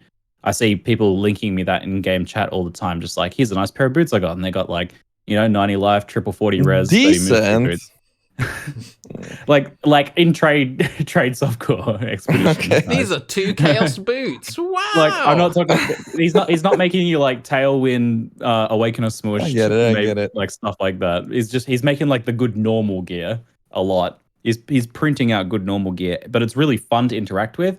But both him and Tujen get into the problem where the fact that the currency that you use on them is tradable means that for Tujen, every time, if you actually like want to really think about it, every time he offers you something, you have to, if you want to like actually be smart about it, you have to think about, hey, is this stack of Chaos Orbs I'm buying worth it, or is the currency worth more because someone's getting a better deal on something else? If it wasn't tradable, that question wouldn't have to be asked, and you would just be able to buy the currencies and try and haggle them based on your own internal economy of how much of each of that you've got. So that makes that a lot less fun, I think, and a lot less rewarding once you actually start to ask that question. If you completely ignore that, and you're okay to completely ignore that, it's fantastic. You just buy currency and get excited about it. But the fact that you can trade it, and I've looked at the prices on the currency for Tujen and others, the currency he has is a lot of the time actually worth more than probably what you're buying, unless you're getting good haggling rates on Chaoses and Exalts and stuff like that. And even some of the stacks are like, if I just sold his currency, I would get more for it. And it's a slightly different problem for ROG, where people who are less experienced with crafting are better off selling the currency to other people who are more experienced with crafting and understand item crafting better, which is a real shame, because the point of ROG, I think, should be to get more people crafting who don't usually craft. So if you're able to ignore the fact that his currency is tradable and is worth a lot, then you can craft with it and have a really good time. But once you realize, hey, I can just sell all of his currency and then buy stuff, that kind of ruins the, I think, potential really big upside of the mechanic. So that's like trade-specific stuff. I know it's a bit different to sell itself. To carry on that, so I was on Faded Connections yesterday with Grimro, and he said a lot of what you said, and a really good point I think he made is that this mechanic really suffers for less experienced players, because basically Tujen is the only NPC that works for them. Because if you're someone who has limited knowledge of the game, you're not going to know about what basis to gamble with Gwen. So you're already missing out on a lot of value there. And giving a random like eye level 85 helmet to someone, they're not going to have the knowledge of, oh, I can use this to craft a thing. So they're missing out on Gwen. And then ROG, again, it's the same thing if you don't know how to craft. The modifiers are quite confusing in the way they say, like, they'll remove like the lowest eye level or whatever. Like, a lot of people won't even have the ability to press Alt to get all the advanced descriptions, because that's not even turned on by default. Work for that one. Yeah, so it's like a whole situation of you're then only getting the value from Tujen, and then if you're playing in a trade league, you then actually look and it's like, oh, I'm getting more money just selling these. I think that's a significant problem there. I will say, though, I think logbooks are, in my opinion, the best content probably added to Path of Exile in the last like 2 or 3 years. I think they do such a good job of nailing so many different playstyles. It's like what I think Synthesis should have been. It's like the whole thing with blighted maps, so it doesn't feel tedious. And they could have been so bad. Like if you said, okay, so basically you go into this zone and you've got to place 50 things, and you've got to like run around the whole thing first, and then, oh, and at one point you can make a mistake and then everything's immune to you. It sounds terrible, but it's actually like really fun planning everything out. And then when you like discover the little underground runes, like if you find like the underground fungal stuff, it's like you get an entire map just full of runic monsters. It feels so good. I really love logbooks. Yeah, I really love logbooks. Raiz, I can see you chuckling away there. He's like, I've never done this. I'm just in Act 1. Like, what is this concept? No, I've done logbooks. It's just, I don't know. It was just content to me. It didn't. Everybody keeps like saying how insanely good it is. It's fun, but like the way people present it, you said that it's the best content added in like 3 years. So the reason why I like it so much is you can just kind of, without thinking, if you don't want to worry about it, you can just like plop them down randomly. As long as you're not hitting immunities, you can just do it and it's fine. But you're really rewarded for just taking a minute and just pausing and going, okay, what am I going to try and go for? I do think it would benefit if they made the chests a bit more rewarding, because it's definitely a much better strategy 9 times out of 10 to just hunt runic monsters, because that's where the logbooks and stuff comes from. But the fact that you can plan for specific things, you have to make real choices. I really like the fact that if you place a TNT down wrong, you can unplace it. That is such an excellent thing in there. And because there's no timers attached to it as well, it's a mechanic that anyone can engage with, and I normally like when they introduce the hardcore systems to softcore. The fact there's no timers, and if you die, you can just go back into it, I think it makes it incredibly approachable to a lot of players. I think if they could make the in-map feel a bit better, because that's another thing that Grimoire was saying, like a lot of the, and Ballista said the same thing, a lot of like the top trade league boys are now in a case where they're skipping. Like if they see a Rog or a Gwen, they skip it and they're only running Tujen and Danig. That sucks. Wait, what's happening in the chat? Are there really that many people that don't know that you can Yeah. People don't know it. Yeah. I think it was Woggle the other day. Someone was like, hey, Woggle, you can undo. And he was like playing a super juiced out totem guy. It's like, wait, hold on. I can undo it. This makes the league mechanic way better. It's really funny. I do. There's like a button and everything. There's a shortcut. Like, wait, what? There's 2 small things I really wish you could do. I wish that if you reach the end of your placement in a logbook and you don't have any explosives left, you cannot, unless you undo a step or 2, you can't see what you currently have explosives laid down on, because the only way you can do that is if you go to place one. So if you then have to like go. So this happened to me. I was running a logbook and I was really excited about one of the rewards in the middle. I forget what it was. I think it was like a boss fight or something. And somebody in my chat, when I got to the end of placing all my explosives, was like, oh, I think you slightly missed exploding the boss fight. And so I went back to the other side of the logbook to check. Yeah. And when I hit the button, nothing lit up because I didn't have any more explosives to place. So I had to run back to the other side to pick up my explosive, then run back to the other side and check and see if I had actually done it with the boss. But when I got to the boss, I couldn't, because I wasn't in range of my last place explosive. So I had to undo like 7 more explosives, which meant running back to the other side of the map again. So if there was just a button I could press to check without having to do that, that would be really nice. Think it is a specific edge case, though. I think the highlighting in general could be improved, because there's been a few cases where I feel like I've hit something and I haven't. Again, I don't know if there's maybe a weird situation where the AoE seems bigger or small than it is, but it can be quite fiddly sometimes, and I do wish the highlighting was a bit clearer. Just the guy in chat was wrong, by the way, so wasted all of my time double checking.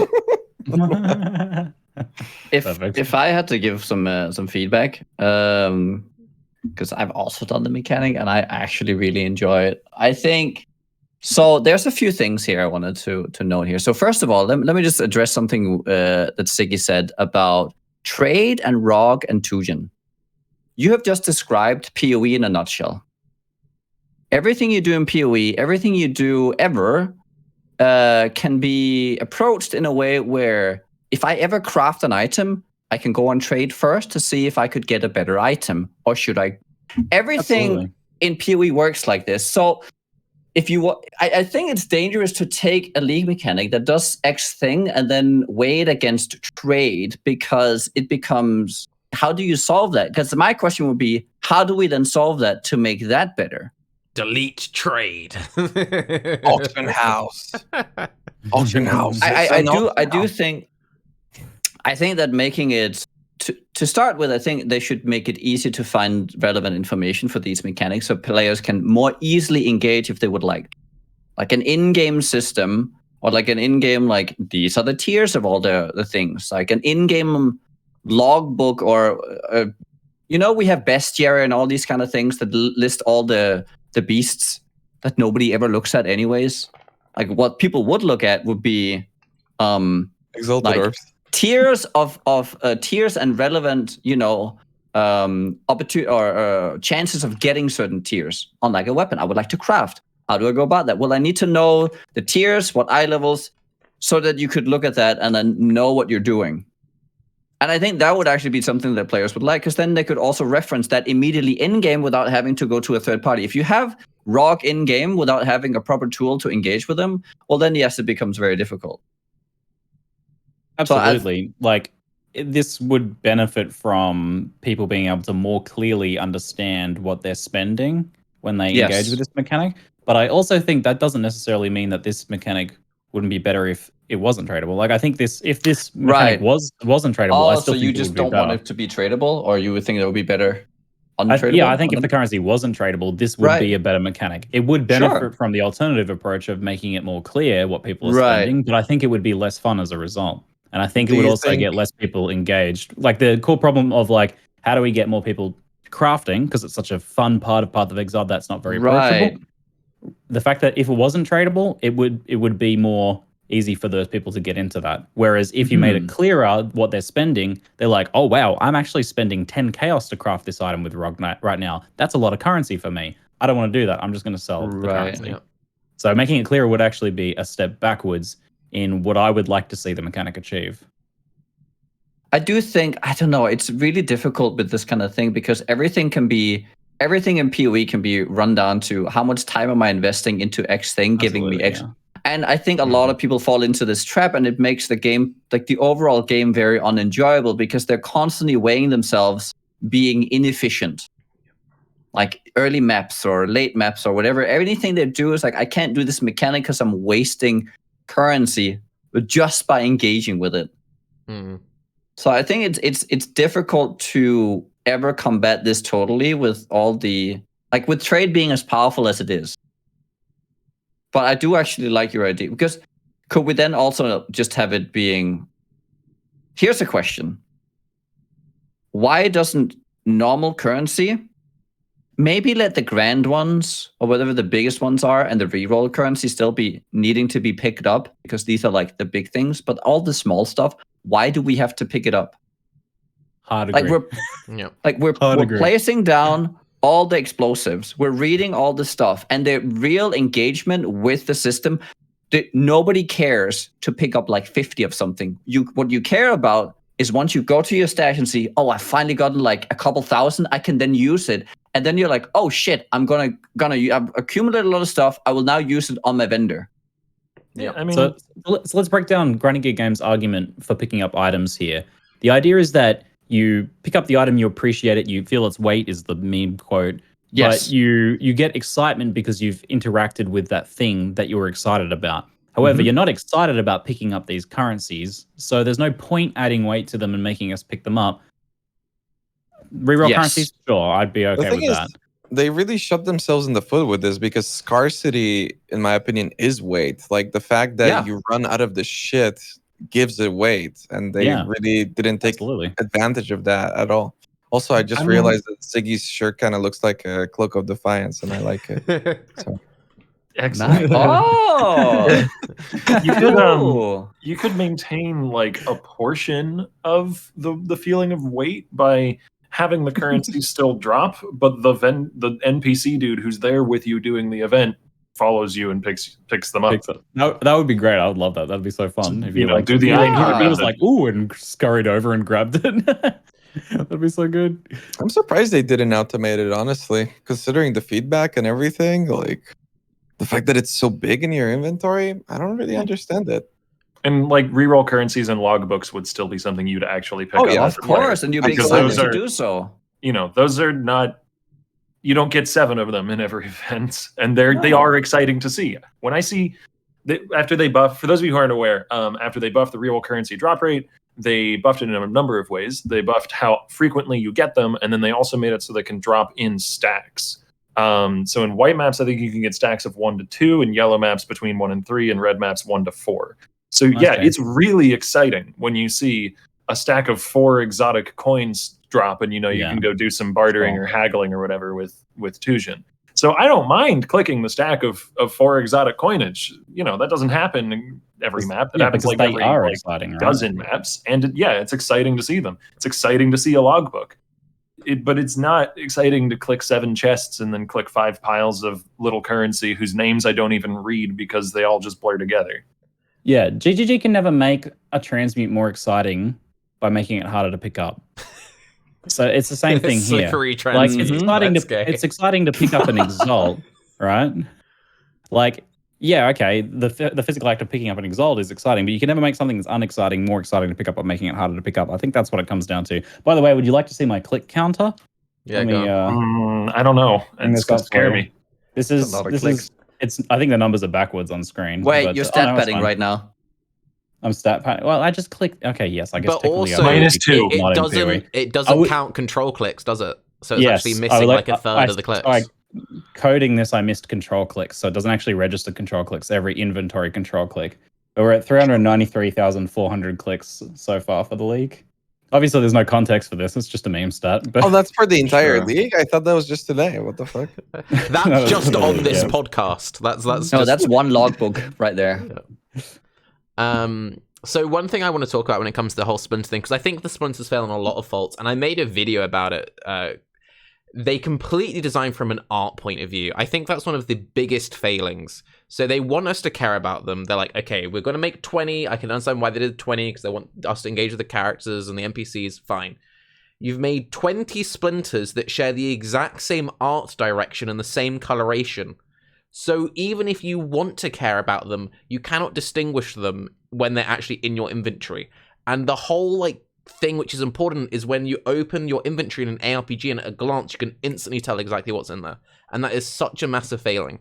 And if you want us to pick them up and you want us to care about them, then make us fucking care about them. By having just these random shapes which all share the exact same art design, is like, what's the fucking point? The only things that matter is they've got tooltips, and I had one guy reply to my YouTube video, and I love this. He's like, Taki, they don't need to have unique art. They have names. And at that point, I was just like, bro, just delete your keyboard at that point. We don't need any art in any video game. There's no such thing as a visual media, but just give tooltips. We just need names and letters. We delete art, It's like, for fuck's sake. I'm just glad that everybody feels the way that I've felt since Parandas. I remember when Parandas fucking coins dropped, and I'm just like, are they fucking crazy? And now everything's a Splinter, and everybody hates it, and I love it. I remember being called so stupid so many times in Parandas. Raiz, you idiot. What do you mean it's not a big deal? And I'm just like, dude, I can't click these coins, man. Raiz is like looking in the future. You'll change your mind. If I had but to yes, I think to summarize, we there's a little bit too much clicking, and we'd like to pick up a little bit less stuff when it's not necessary. A little too much clicking. There's a lot too much clicking in Path of Exile. Just to not labor it any further. I think we've got the point across. I think we could keep going. And to be honest, I honestly think this is one of those things where it wouldn't even be unjustified for us to spend the rest of the podcast just talk about clicking. We're not going to, but that would honestly be a quite reasonable take. Because Go on. Go ahead. No, go on, Octavian. No, you don't want me to go ahead. Okay, honestly, clicking is a real problem. The amount of people who get serious RSI issues, I regularly have to deal with it. It is one of Path of Exile's biggest problems. And I have the utmost respect for Chris. I love what people do at GGG. And I feel like a lot of the frustration people had with the post that Chris made is he was like, we understand that you guys don't like the clicking. And they just did nothing. And it was it was so weird to me. And I spoke about this in my video. The whole point of this patch was okay, we're committed to these Flask changes. We're committed to these mana changes. And then 2 days into the league, they undo some of the Flask and the mana stuff. But they held their ground over the Splinters. And it's the Splinters don't matter. In the grand scheme of PoE, there is, no one cares. No one actually cares. We care about the Flask and the mana stuff because that's how we're playing the game for the next 5 to 10 years. So the fact they went backwards on that, but are nope, we need these 20 and you need to pick them up, but it's fine because you can stash them right away by talking to the NPC, to then talk to the window, to then hover over your inventory and click in all these things with their pointless art. It's bruh. Go on, Octavian. I didn't have anything to add there. I think the argument has been made. On the note of that post, the post talked a lot about why it's necessary to have 30 different types of currency, and I actually agreed with all of that. Same, because it talked about the opportunity Makes cost sense. of what you're spending them on and stuff like that. All that stuff made perfect sense. I was like, yes, correct, agree. And then the very end conclusion was that's the way you need to pick them up. And I thought, wait, none of that actually means that's why we have to pick it up. No. You missed Exactly. a step. You missed a step there. That was kind of frustrating about that post. I was like, those like that little manifesto was like everything, like there's a lot of really good stuff in there, and then I read that and I was like, I don't understand. And that was the thing as well. It's like the reason why everyone's complaining so much about the splinters is because we have to click them. People wouldn't mind that many splinters existed if we didn't have to click so much. And it just felt like you'd have 80. It completely. They could have. And it just completely missed it, and it was very disappointing. I remember waking up, seeing that post. Actually, you'll like this, Raiz. I woke up and the first thing I saw was you reacting to it, and I'm like, oh no, oh no. And I'm just like, oh, okay. I was pretty upset. They had me in the first half in that one. I'm not gonna lie. They had me in the first half, and then it hit. Yeah, it was a weird one. Mm. And I really like, again, I do still think that logbooks are some of the best stuff added to the game. I'm part of the crowd that's very happy with the new direction that Path of Exile is headed in. So, like, it's preaching to the choir for me, but I really, that whole Splinter and clicking thing, I was like, what are you doing? The thing is, too, that, like, it's not even like it was describing it as clicking it once, but it's really clicking twice. Yeah, a lot of the times, because then you got to move that bitch to your stash, and it's like, well, isn't it clicking thrice? You click box, you click currency, you click to move to stash. True. No. Okay, so first you click around the whole area to scan everything because you need to see. You then click How to long place. are we doing this? No. You click to scan the area. You click to place the TNT. You kill the monsters. You then click back through the area to recollect all the chests because the chests don't automatically open. You click all the stacks, they will go into your inventory. You then either click to go back to the NPC to click through the menus to do it, or you wait until the end of the map. It's just... Did somebody from GGG is listening to this and taking notes? Okay, we get it. Expedition bad. Never again. It's No! Expedition's so good. No. I mean, you know it's happening. Click bad. It's like synthesis, you know? It's like, okay, synthesis bad, no more. Thank you. Now we're done. Yeah. Feedback for the league, not good. I So, What do we have next on the agenda, Turkey? Flask. And I think we're all probably going to be pretty positive about the flasks, I think. Oh, never mind. Can I start out with contradicting you? Go on, Octavian.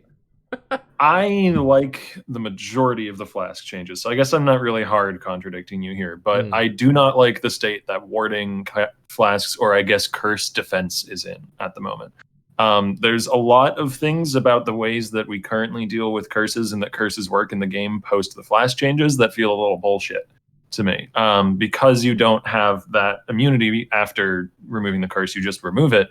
Anything that will consistently reapply curses, you basically feel like, unless you're scaling a lot of Flask recovery or reduced Flask usage or reduced curse effect through some other means, you feel like there's not really much counterplay to it, and you just kind of have to eat the curse. One place that I've noticed this, which is the most annoying, is Hexfont enemies, where it doesn't even feel like it matters if you use a warding flask. Like it basically just doesn't do anything. And strangely enough, Sea Witch maps, because the majority of Sea Witch packs have a monster in them that will cast Temp Chains or Vuln, or Enfeeble in some cases, I believe. And it seems the AI for those monsters is player cursed, if not cursed player.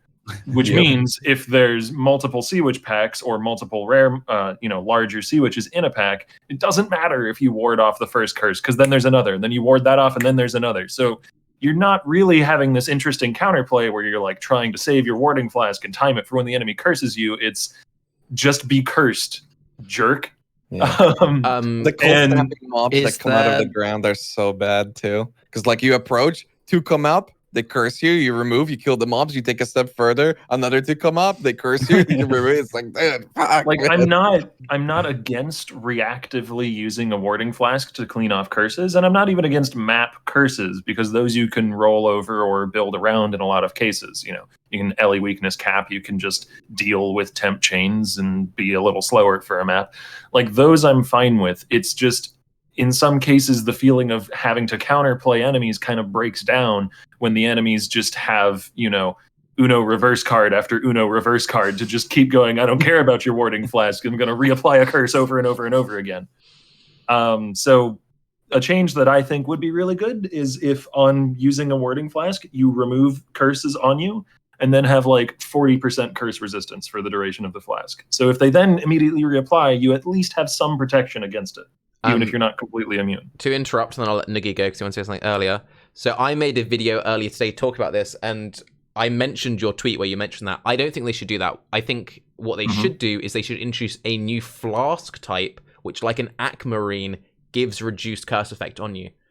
Sure. And then that's a real opportunity cost, and I think that'd be very interesting. A lot of people wouldn't bother running it. That's mandatory then. No, it Come on. isn't. You wouldn't run that all the Well, time. it's mandatory for You from would your run it perspective. always. I wouldn't. I It's think mandatory for solo self and hardcore. Oh, yeah. perspective. yeah. You wouldn't use it because you're a guardian. Like Also, that's I the only think reason. Come also on. I think that such a thing should be less rather than reduced, so that it's a little harder to get completely curse immune just through the flask and like one or two other sources of curse effect, so that it's multiplicative rather than additive with other sources of curse reduction. But that's fairly specific. So the reason why I think it would be decent, right, is, and you can disagree with me, is I feel like the reason why I'm kind of happy with where the ailments are now is I feel like there's lots of different ways of interacting with ailments, but with curses there just aren't enough. So I think they need to do more to add more counterplay there. And I think that would be interesting because you might have someone like, yes, in SSF, hardcore, you feel like you always have to run it.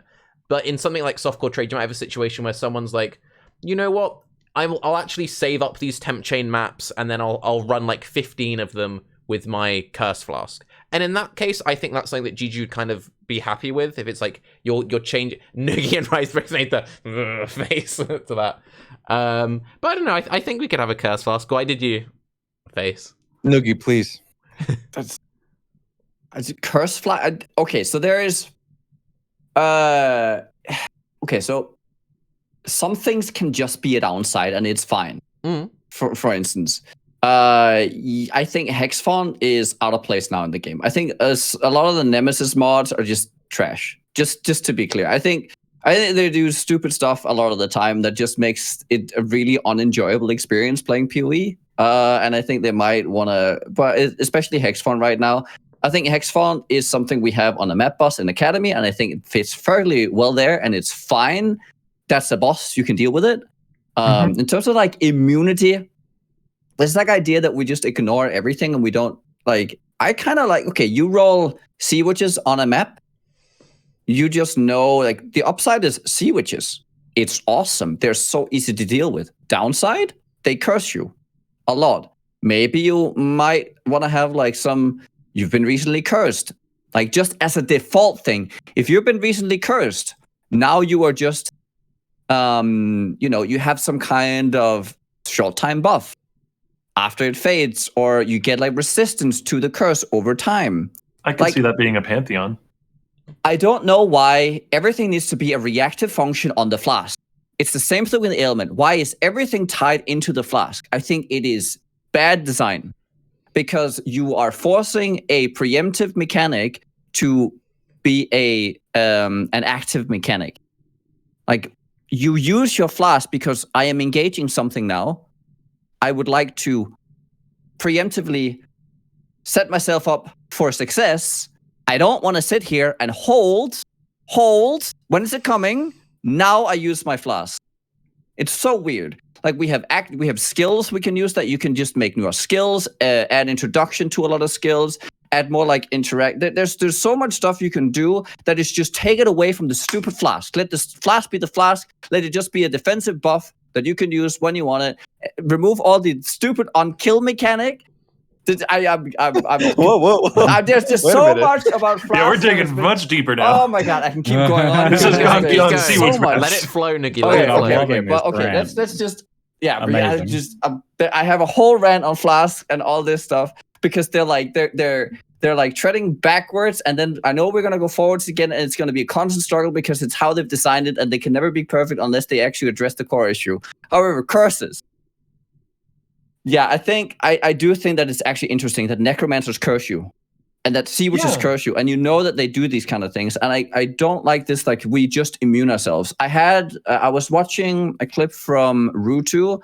He goes to Zana, and there's 2 curses on the map, and he yells at the monitor, but that's what it is. I mean, but the problem he had was that he used to just be able to immune everything, run through, blow everything up in a second, and have none of the map mods be an issue. I'm like, what is the point of the map mod if it does nothing to you? I completely agree. Yeah. I mean, like I said earlier, I don't mind the map mod ones as much. Vulnerability is extremely nasty. That is But spooky. like you can roll off of that, and there's other extremely nasty map mods. Like I roll off of crit, I roll off of extra proj, depending on the strength of my character. So, and especially since they got rid of the increased effect on them, so reduced curse effect is like actually a useful tool for those. The edge cases that I was talking about that really frustrated me were the places where the system felt like it broke down because the way that the enemies were behaving. Because it seems to me that GGG wanted to make it so that the flasks were a tool you could use reactively to, clean a curse off of you in a map if you get cursed by like a tormented spirit or a necromancer or something. But that whole system just kind of breaks if the enemy can essentially infinitely reapply curses, because you have 2 flask charges, maybe 3 more if you're running an enduring flask, but you don't have Hexfont levels of flask charges at your disposal. So it seems then that you're just kind of pushing players towards immunity. Like if you can't actually beat it with the tools that are not pure immunity, then players are either going to ignore the mechanic or they're going to immune it. Like you're just going to see more people using Ziri Shield, more people going Guardian and using the reduced curse, or more people just ignoring it and rolling over every curse map or dying occasionally and not actually interacting with it in any meaningful way. I mean, you can also just, I don't know. No, I get your point. I do think that there's a problem with the spammability as you're going through the map, and especially in the current state of the game, I do think it's out of place. I would agree that the curse is out of place. I like the idea that you posited of like, if you've been cursed with temp chains recently, then temp chains has less effect on you when reapplied. I mean, I think that makes some in-universe sense as well as being a rather elegant way of solving it. And you could apply that as like a Pantheon power or just a global effect, but something needs to account for the rapid reapplication of curses that so many different things in the game can do. Because our toolset changed massively while the enemy toolset stayed exactly the same, and that's never going to jive. I think also, especially since silence is on Hexfont, I think silence is a real outlier that should be taken off that. And am I crazy, or does silence last longer than all the other curses from Hexfont? Is it like it? No, it doesn't just feel like it. It actually does. It lasts like 2 seconds, and all the other curses last like 1 second or less. Yeah, it lingers on silence. The thing I always like about Octavian is how calm and cool-headed he is. There's all these shouty people on this podcast, but Octavian's always cool and reasonable. A good knowledge update note is that Ellie weakness on red maps now is just 20%. I think it's 20% across the board. I've only been running red since that changed, but I think it's 20% across the board. So you can overcapped with just 95 resistance, which is pretty comfy. It actually feels like very achievable for a lot of setups. Like I'm like really stretched, so I'm not quite overcapped, but yeah, that's very achievable for a lot of setups. So I mean, that's one nice change about the curse removal, like effect removal from the maps for sure. And endurance charges give all res. If you can find a way to generate those, they are very helpful for counteracting Ellie weakness maps. That'll like 3 endurance charges covers a good portion of it. They're 4 each, so 12 all res. 12. So that probably makes up the difference in a lot of cases. I think that Ellie weakness and feeble and temp chains as map mods are in really good spots. Like I see it as one of those things of like, you can just outgear Ellie weak, enfeeble something you can play around based on your build. Maybe if you roll, so you like to immune it, huh? You just want it to be useless then. I see. Again, Ellie weak is something you can gear around. Enfeeble is something that like it's a case by case basis. If it's just an enfeeble map, fine. If it's enfeeble with monster life and a bunch of damage reduction, maybe I might roll over that one. Same with temp chains. Temp chains is like, if you're fast enough, you can run it anyway. Some people always reroll. I think that's fine. I do think vulnerability is an outlier because of how scary vulnerability is. That's the one that I'm like, I think that's really the only map mod now that I'm like, hee. Like, I think it's actually surpassing multi-proj for me. Normally for me, it was like multi-proj, AoE, and crit. Whereas now, when I see Vun, I'm like, yo, that's spooky. I always play like right side of tree acro phase acro builds, and losing like Basalt Flask as well. I'm like, yeah, vulnerability makes me scared. Go on, Raiz. Yeah.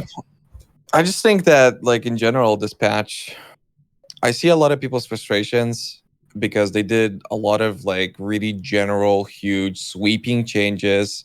And overall, I can see how a lot of people's experience, especially when it comes to like smaller or larger things, right? Like, I don't know, forgetting about the alternate quality of the gem that you mentioned before, Tarky, or like class changes impacting ailments in a different way than the impact wording. Like, I think no matter what, the patch kind of put the game in an awkward spot, therefore being a short-term bad patch that long-term I think might yield big benefits, because especially if we're talking about the Flask stuff, I'm sorry, the people who are still pianoing their Flasks and then like, I'm still pianoing my Flask, this new system sucks.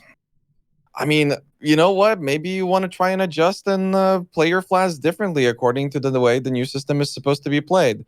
That's not to say that the system is flawless. I think there's a lot of problems with the way that you reroll your Flasks and you reroll your currency. And there's way too many mods. And I think maybe even like the Flask rolling currency could be like a default thing rather than a currency altogether. But if you're not even like trying to seek and figure out ways of utilizing Flask in a different way than you did before and you're still doing the same thing, yeah, you're gonna have a pretty disappointing experience. And I think some people should just give it a shot. Go on, Niggy. I have one problem with that, right? Which is pianoing is still a thing. And if the way the on-kill mechanic works, and unless you're playing a build that has passive regeneration of flasks or some auto-flasking, you are benefiting the most by pianoing your flasks and just playing faster and getting to the same point as before. It's just a little harder now, but it is entirely the same. For the most part. A lot of the feedback that I've seen, even like jokingly, was literally like, I'm still pianoing my Flask, and then the comments would be, except they're empty 3/4 of the time. It's like, yeah, because it's not intended to be used that way. I mean, okay, it depends on how you set it up. But I think there's two different takes here. So I think you're both right. There's definitely a lot of people who didn't change how they do Flask. They haven't built around it. They're pianoing, so they're still doing the movement, but their Flasks are empty half the time. That is true. It's also very true what Raiz and also what Ziggy's been doing.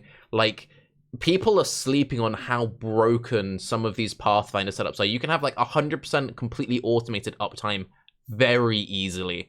Like, there's some really busted stuff with the Flask changes. Love it. Yeah. Go on, Nuggy. I'm going to go on a rant in a bit, so I'm going to let you finish your train of thought. Okay, so in terms of Flask status, I think that the game is wholly like it's so unaccommodating for depending on what build you are and at what speed you're going. And it has always been the problem in PoE, which is why the Flask is one of the main things that force people into the feeling of having to go fast and this like speed meta. Because if you're not killing the next pack by the time your Flask is about to run out, the game just feels worse. And this has always been yes, it does. Because then you're starting to fall behind. Now your Flasks are down. Now I'm running slower, and you have to like constantly play catch up. And especially if you're playing like a totem build where there's a slight delay to like where your damage comes out, and then like you got cursed, and it's like, oh no, my Flask. It's just like this. And if you don't play these like juiced up maps a lot, right? If you just like a more like a casual map approach, again, you're gonna be running low a lot. And it's just not a very enjoyable playstyle. And then if you're not playing a build that has inherently onslaught plus elusive, well, now you're just really slow. So you have all these like on-kill mechanics, like you're playing a totem build or a trap build. There's just all these things working against you. And honestly, if they ever, in like 4 years from now, like after they've made these changes and then they add some new stuff again to like up monster count or something else, Like you cannot. Okay. But they're stuck in a point right now where now they cannot change the monster amount unless they have to again tingle with the flasks if this is the system they go by with What the if- unkill stuff. What if they were to add a cooldown to how quickly you can recover your charges, but they like require a lot less charges? I mean, just put it So, on like- just put it on a timer. Like Mhm. they should just go. And you Or said the this timer, before. yeah. Just the Pathfinder and San route it feels so good. Like even before the Flask rework, it always just felt so much better because it's like if you're on a Sure. boss and it's a long drawn out boss, you know your Flask is going to come back on, and that can be really exciting. Yeah. Playing Gameplay. Pathfinder, am I crazy for thinking that like the game might be a lot nicer, especially for people who play slowly, if everyone's flasks just slowly Yeah. filled back up? It's one of the things I've been trying to argue for, that you can still have some of it work off, say, on kill. You can even have a mod that might be on the flask on kill instead of the charge recovery. The same way you have with crit. You can have that as like a particular playstyle you would like to opt into. But forcing everyone to essentially play this playstyle, which is like encouraging a speed meta, is maybe not the best idea going forward. Yep. Yep. That's a great point. Where do you think, in terms of like how strong flasks are by default, not talking about the affixes, just the flasks alone, where do you think like that cooldown or how fast they recover should be? Like, should players have about the amount of flasks that they're getting now without the flask nodes? More, less?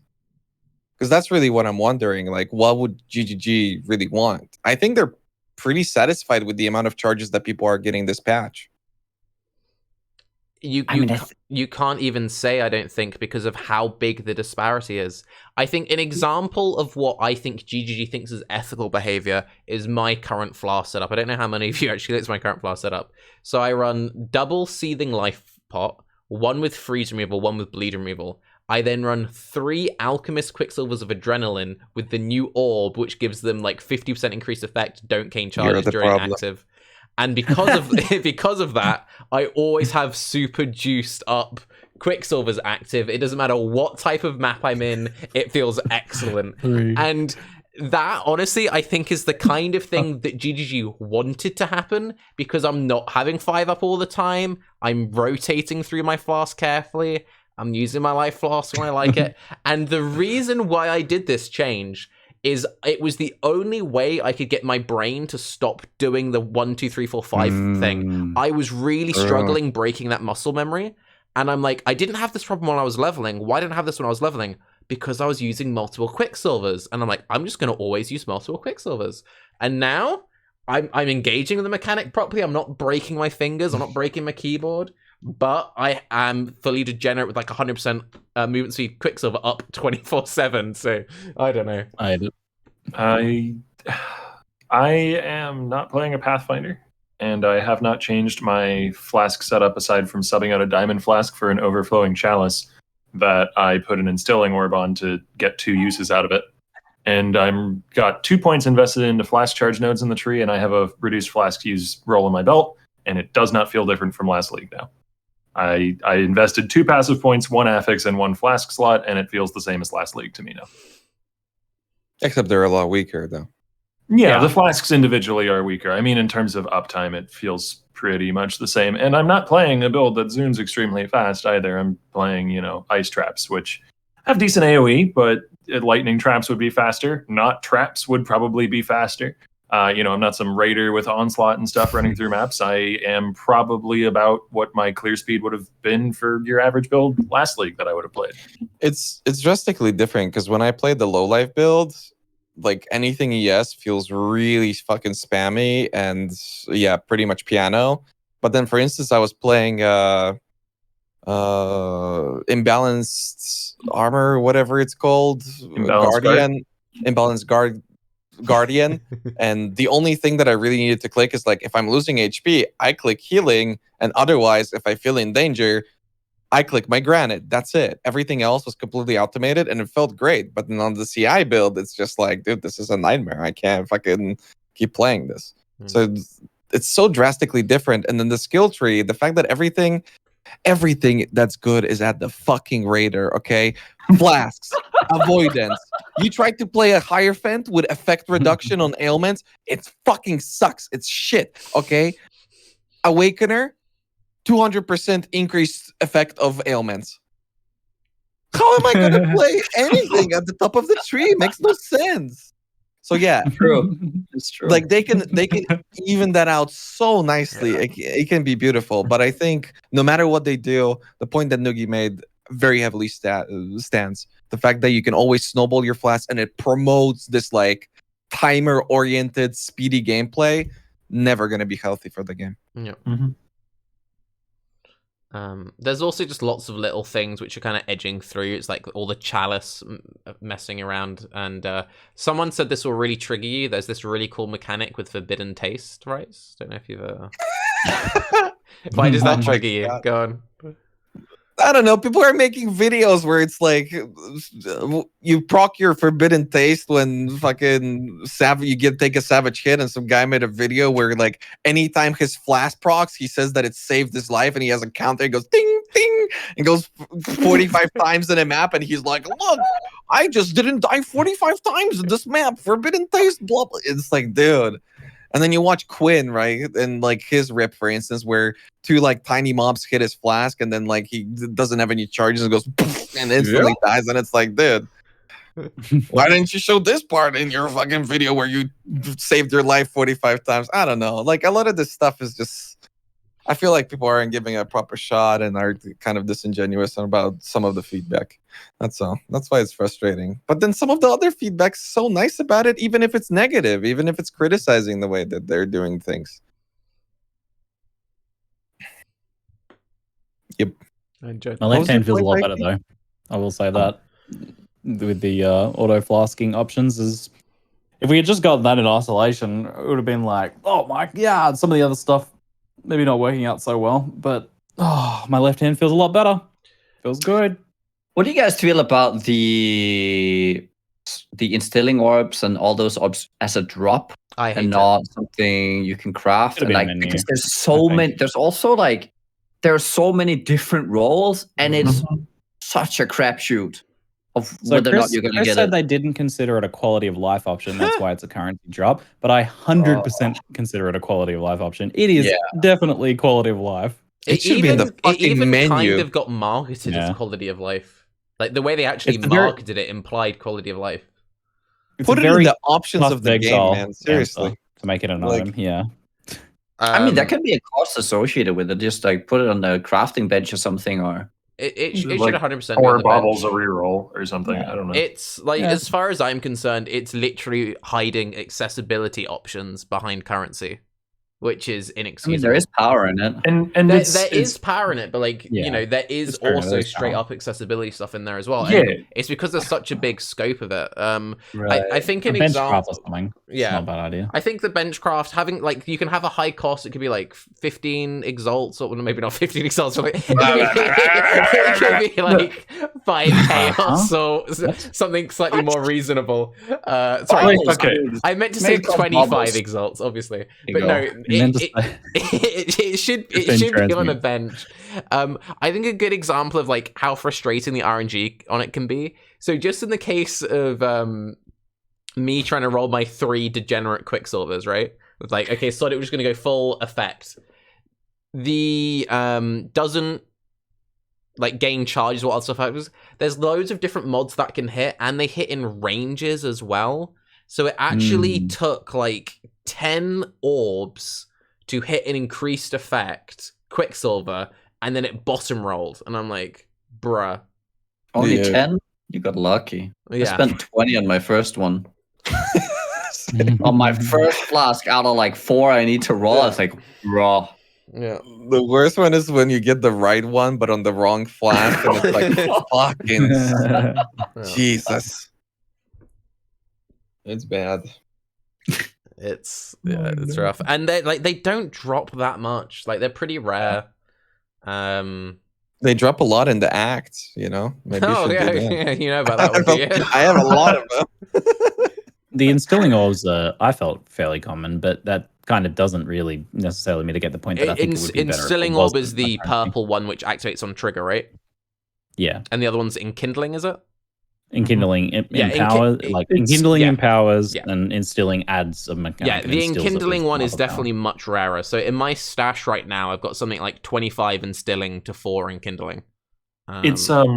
It's another one of those currencies that just becomes extremely redundant as the league progresses on, because you only need so much of it to have your flasks for your build set in stone, and you have the effects that you want, and then you don't care about it anymore unless you roll a new character. But assuming you're playing a character to 95 or higher or something, like you're investing a lot of time, it's like baubles or GCPs or something where you eventually get 20 quality on everything, you eventually get all the implicits that you want or enchants or whatever slot they take up. So I don't see why we needed a new currency for it when it could have been handled by another currency that already becomes redundant later on. Baubles, which you could have just used as a currency to purchase the enchants through your crafting bench or roll for a random one in your crafting bench. And then you have the added benefit of suddenly Glassblower's baubles are a thing that people actually want now after week 1 of the league and are worth something, and maybe you can farm for them and try and sell them, that sort of thing. It opens up new strategies to potentially make currency in trade leagues by focusing on this currency that previously was worthless after a couple weeks. Okay, you're only saying this because of that meme you did last league with your glass blower strat. Oh, somewhat, but wouldn't it be cool if that was a strat that actually mattered? I want more variety. No, Octavian did some rubbish last league where he was farming 20 quality flasks, and you'd get a full inventory of 20 quality flasks from maps and just spam vendor. I mean, yeah, it would be nice if more of the affixes on Watchstones were more relevant. Sure. Fucking bubble boy. But no, I do completely agree. It would be much better if Glassblowers weren't a wasted stat, and if not that, they could just do the 15 Exalt recipe. I think that would also be fair and balanced. I think it's the exact same issue that a lot of people have with mana regeneration, for instance. To describe it as quality of life is just so bizarre. So many builds that I've played, I'm just my build just doesn't have mana no matter how much I invest on the skill tree until I have 200% regeneration on my tree. And it's that will never feel good the same way rerolling these flasks into being functional early on in the league will ever feel good. It just, in my head, it doesn't work on any of the characters that I've tried. It hasn't worked.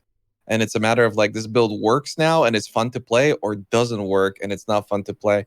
And if the same thing goes for the build as it does for the flask, at least for me, then I don't know. I think that's a mistake. You shouldn't gate the play style. You should be able to get the build and then gate the power of it, not the quality of life. I would especially say so, since it's a case of this isn't the only thing doing to flask. We still need to roll the flask itself as well. So when you're syncing all the alterations and everything, I think the combination of the two is just kind of too much.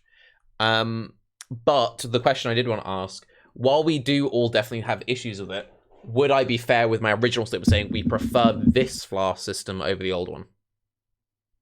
Because I do prefer this iteration of Flask over last patch. I do, but I'm only playing Pathfinder so far. So fair enough. I feel like I need to experience non-Pathfinders first. Like I said, So for sure.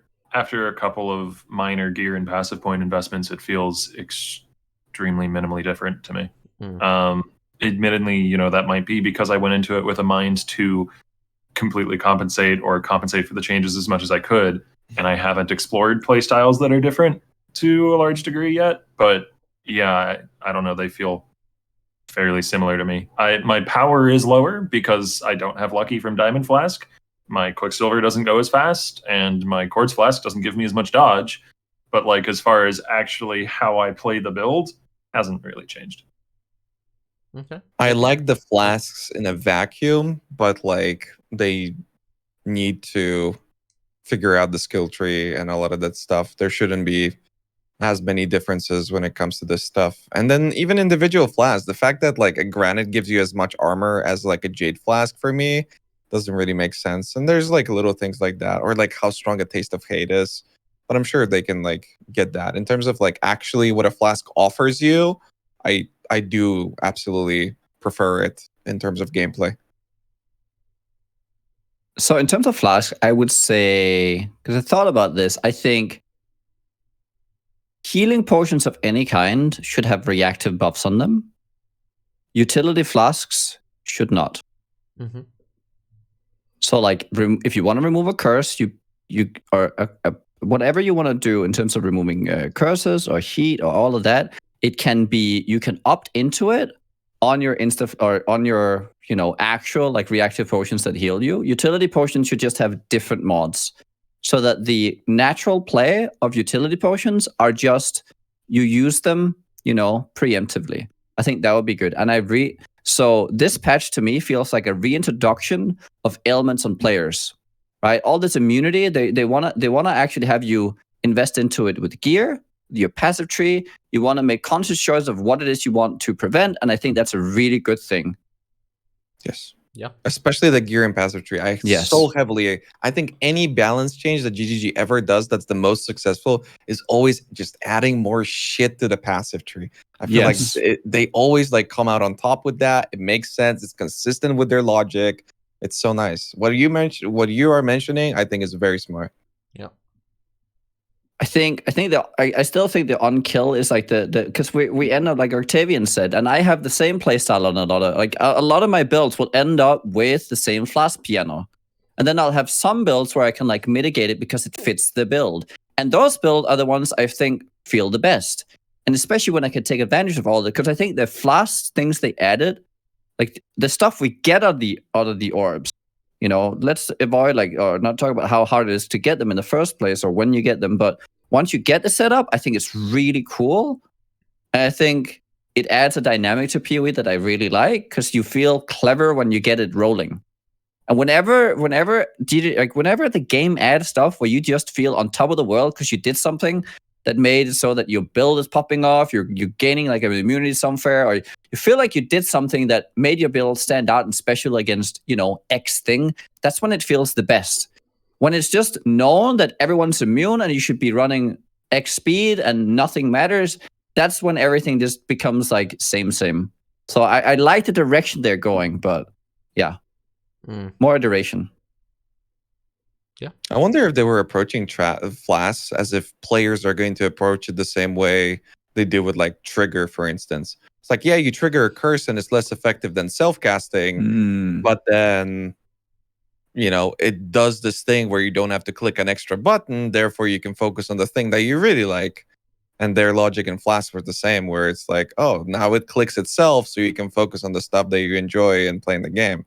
But yeah, it just doesn't feel right the way it's optimized right now.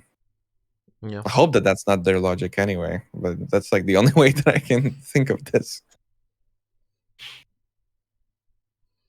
No, I definitely think that they need to, with these changes, do some redistribution of the passive skill tree, as Raiz and Niggy have spoken to, because there is currently a bit of an issue that it's kind of like, okay, so we've got a big chunk of ailment stuff in Ranger, and then we've got a little bit around like Templar Scion, a different kind of way of doing with ailments, a little bit above Shadow, and then with Curse, you've basically got like an Ascendancy, a tiny bit on the left side of the tree. Physmit is just kind of like left side of the tree, and that's kind of it. And it definitely feels like we need more availability, and because that was my kind of big worry from the changes, was that we we're going to see a case of people feel like forced to play certain Ascendancies. And I think that's when Path of Exile is always at its worst, when before you even make a decision, you're like, well, I have to play one of these 4. And whenever PoE's felt like that for me, that's always when I've had the least amount of fun when it comes to Path of Exile builds. There are a couple tools for that aren't super available in Soul Found, sadly, but are usually pretty cheap in a trade league that could be useful this league. Abyss Jewels can roll Ailment Avoid for particular ailments, and you can also get it as a harvest implicit. So out of a single jewel socket, you could get like 30% shock or freeze or ignite avoid to help cap you out if you need that. And this, I mean, the one that is available in Soul Found and that a lot of people overlook is Pantheon powers. You can get reduced effective shock on you out of Aracali. You can get 50% reduced effective chill on you out of Brine King. You can get the Can't Be Frozen if you've been frozen recently. Those are all really, really potent. I honestly, every build, if you're not freeze immune through some other means, should probably be running the Can't Be Frozen if you've been frozen recently, until you find some other way to solve that, if we're talking hardcore. Because freeze chains from like expedition monsters are very nasty in crit maps. Worse If than you get the freeze softcore. chance. Prey feels even worse. Yeah, because because you've got lower health. I won't name names, but one thing that I have found particularly funny, it made me think of you, Raiz, as I often spend most of my evenings thinking about Raiz. But no, is the amount of like softcore YouTubers I've seen who be like, oh, these freeze changes are bullshit. I'm like, dude, you've got 2k health. like, come on. When freeze threshold is based on life, when you're walking around with 2k life, yeah, you're getting frozen, dude. Like, it's like oh god. It's like the new Flask, and this is a very big positive. The stun immunity Flask. Oh my god, I fucking love that thing. Yeah. But like then you've got like the CI builds with no stun immunity, and it's like, dude, people crying about getting stun all the time and how it's a bullshit mechanic. It's like, man, you can get up to 20% stun avoid on an Abyss Jewel. I put it in every goddamn build now, man. If it's so not stun hard to immune, roll. I know Yeah. it's not a solo Yeah. self-found tool, but people Yeah. price them for like 5C in Trade League, even in Trade Hardcore. So like every build that isn't stun immune has at least 40 to 60% stun avoid for me, and I just run Brine King, and stuns don't exist anymore. Here's a small tip, if you want one for stun. Get go. any amount of energy shield and any way of regaining the energy shield immediately, and you have a lot of stun avoidance. Yep. I think a lot Yes. of people don't know that. One thing I on wish the that it would ailment, stack at this point. Honestly, that would be I good. wish It should do. it just should, because again, to many people that don't know, energy shield does give you 50% avoid to being stunned, but it doesn't stack with any other effects, unlike any other form of avoid that does. And it's kind of weird in a way. That is consistent with other kinds of stun avoid, because any stun avoid that is conditional is not going to stack with other conditional stun avoids. So if you have 20% chance to avoid being stunned and then 80% chance to avoid being stunned if you've killed recently, those are not additive. If it's conditional on something, it's not additive. Is that true? I'm fairly certain on this. I'm sure mean, chat if is full if of it's a yeses and different- nos, but I'm fairly sure on this. I'm pretty sure that they do. Wait, which one? I'm always ready to be wrong. You know, I'm certainly not infallible. I've been wrong on things before, but I'm fairly sure of this. Either way, Wait, I missed it. Which one? Yeah, Raiz is always right, so let's just assume that you're right. Raiz is always wrong, excuse me, so let's just assume that you're right. I agree, to be honest. Like, I think that's a fair judgment. I'm fairly sure, though. Now I might have to go look up a source because it is a while ago that I remember I learning used to stack The Ranger with boots, boot I feel like enchant. they stack. Yeah, that Yeah. works. That works. Yeah. Like I said, I'm perfectly willing to be wrong. I have been on a few things before. Please, I'm gonna put this on my fridge, Right? dude. If I'm for the first time right in like a conversation with Octavian, it's fucking go on the fridge, dude. I'm showing this shit to my Sure. mom. Clip it, chat, clip it. I'm gonna need it for my mother. You Come need on. one of those like animated paintings, just playing it over again. The one last thing I wanted to mention, which is also completely irrelevant to the solo self-found players here, synthesized boots can roll up to 50% reduced duration of ailments on you as an implicit. It's Which- so Oh, wow. insane. Yeah, It can roll Wow. 50, up to 50% effect as well, which is like, what? can? Holy shit. You can Yeah. get 50% ailment effect on. I'm pretty sure that Wow. Ziz linked me a pair the other day. Well, I mean that is a redeemer mod. You can get 40% ailment effect as a redeemer affix, so you can almost replicate that with influence spaces if you're willing to roll it. I have that in my Reduced build. effect is so shit because it doesn't work with shook ground, doesn't work with chilled ground, it Reduced- doesn't work yeah. with awakener. It No, all it's not. fucks you. It's terrible. Oh no, I'm It talking feels about reduced duration. You can get Yeah, reduced duration of ailments. Yeah, but that also Um, doesn't work with shook ground. God damn it! No, that doesn't work for shock ground, but it would work with awakener. Yeah.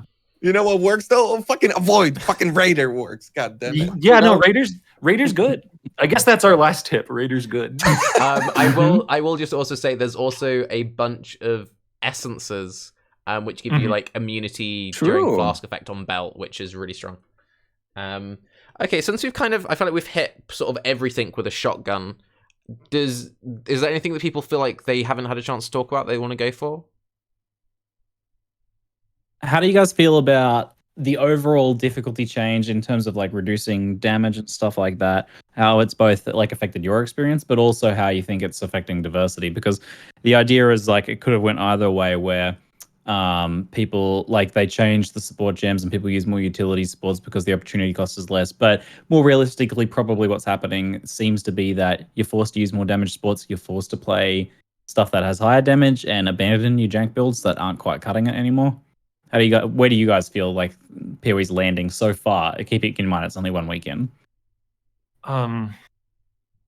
I don't think the changes are cataclysmic, but I would have preferred nerfs more towards itemization than support gems if I could go back and change it all from the get-go, because that would have cut down power at the top end a lot more while not impacting people's league starts and stuff nearly as much and making it feel as painful to begin the league.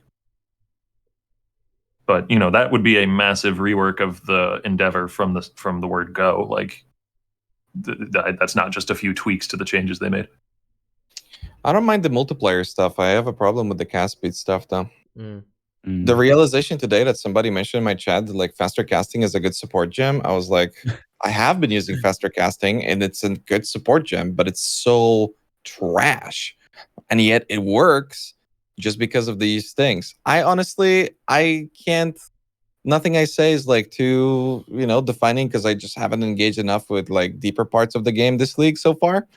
But the early stuff has felt good to me. I don't know. Like the less multipliers have felt like how I feel the game should have felt more for a while now.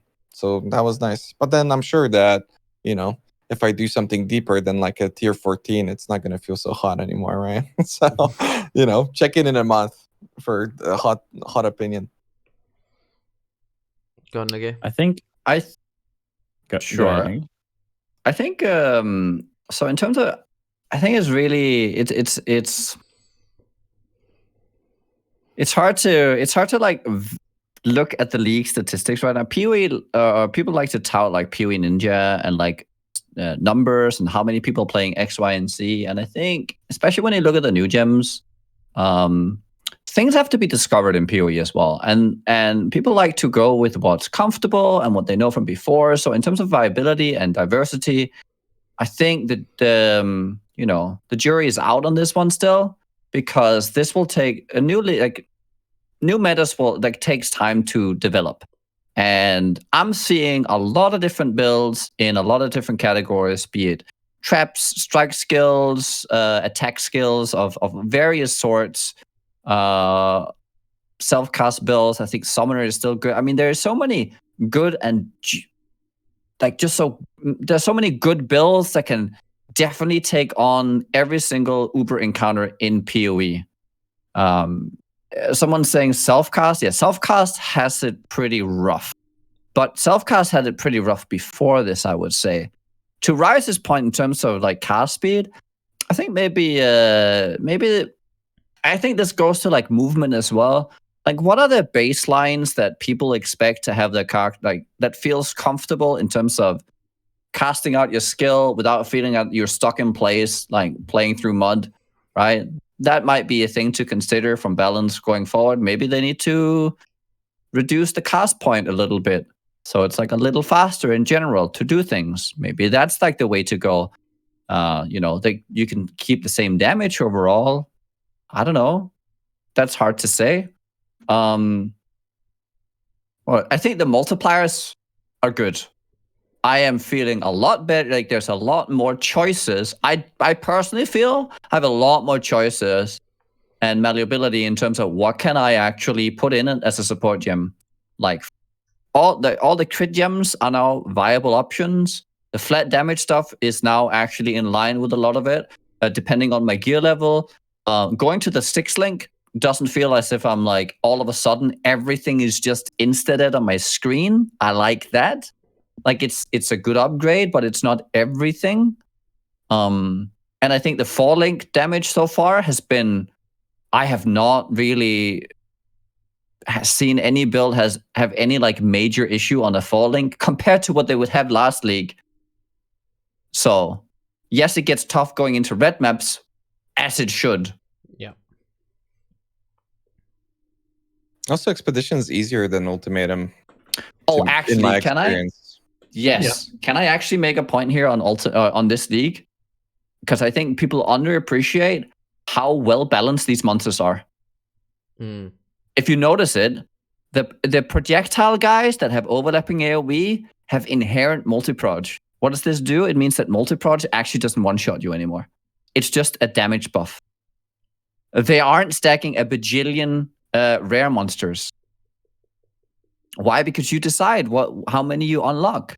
If you unlock a lot of like the big scrolls, right, you get more rares. If you Wrong. double it all up, You don't Or is it decide. wrong? You go for the maximum. There's no other option. Wrong. Okay.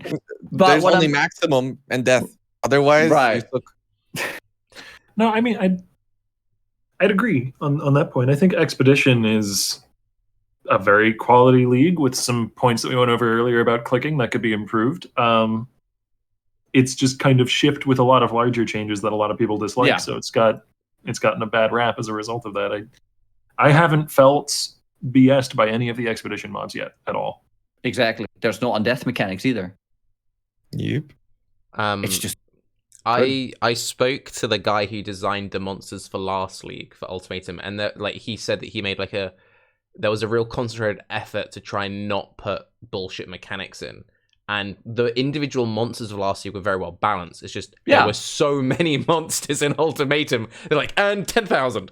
That it felt a bit off. But yeah, it's been really good seeing that they've been making a conscious decision of like, okay, how can we challenge players without just being like, and on death effects. You wanted to say something, Ziggy, about the skill gem stuff, and I'll let you go, then I'll give my take on it. I mean, I've got a billion things I can talk about Path of Exile right now, but I still think like I asked Chris Wilson in the Q&A about what's the point of immunities if you just either ignore them and they're free, or they're just a free pass for your build.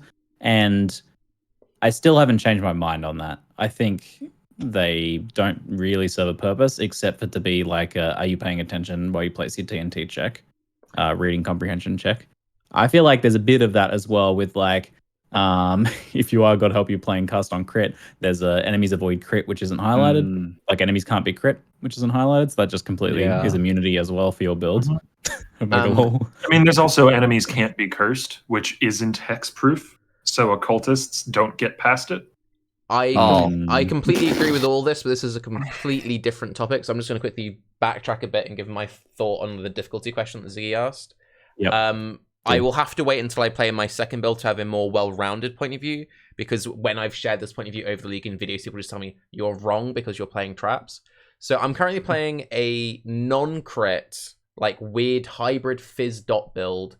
My 6-link Exannuate only has 2 damage links. My 4-link is just utility gems, and I'm clearing tier 16s with terrible SSF gear, just a +1 wand with spell damage. For me, the game is a little bit harder because I haven't got 100% uptime on defensive utility floss. I'm doing my stupid Quicksilver stuff, but it still feels like Path of Exile.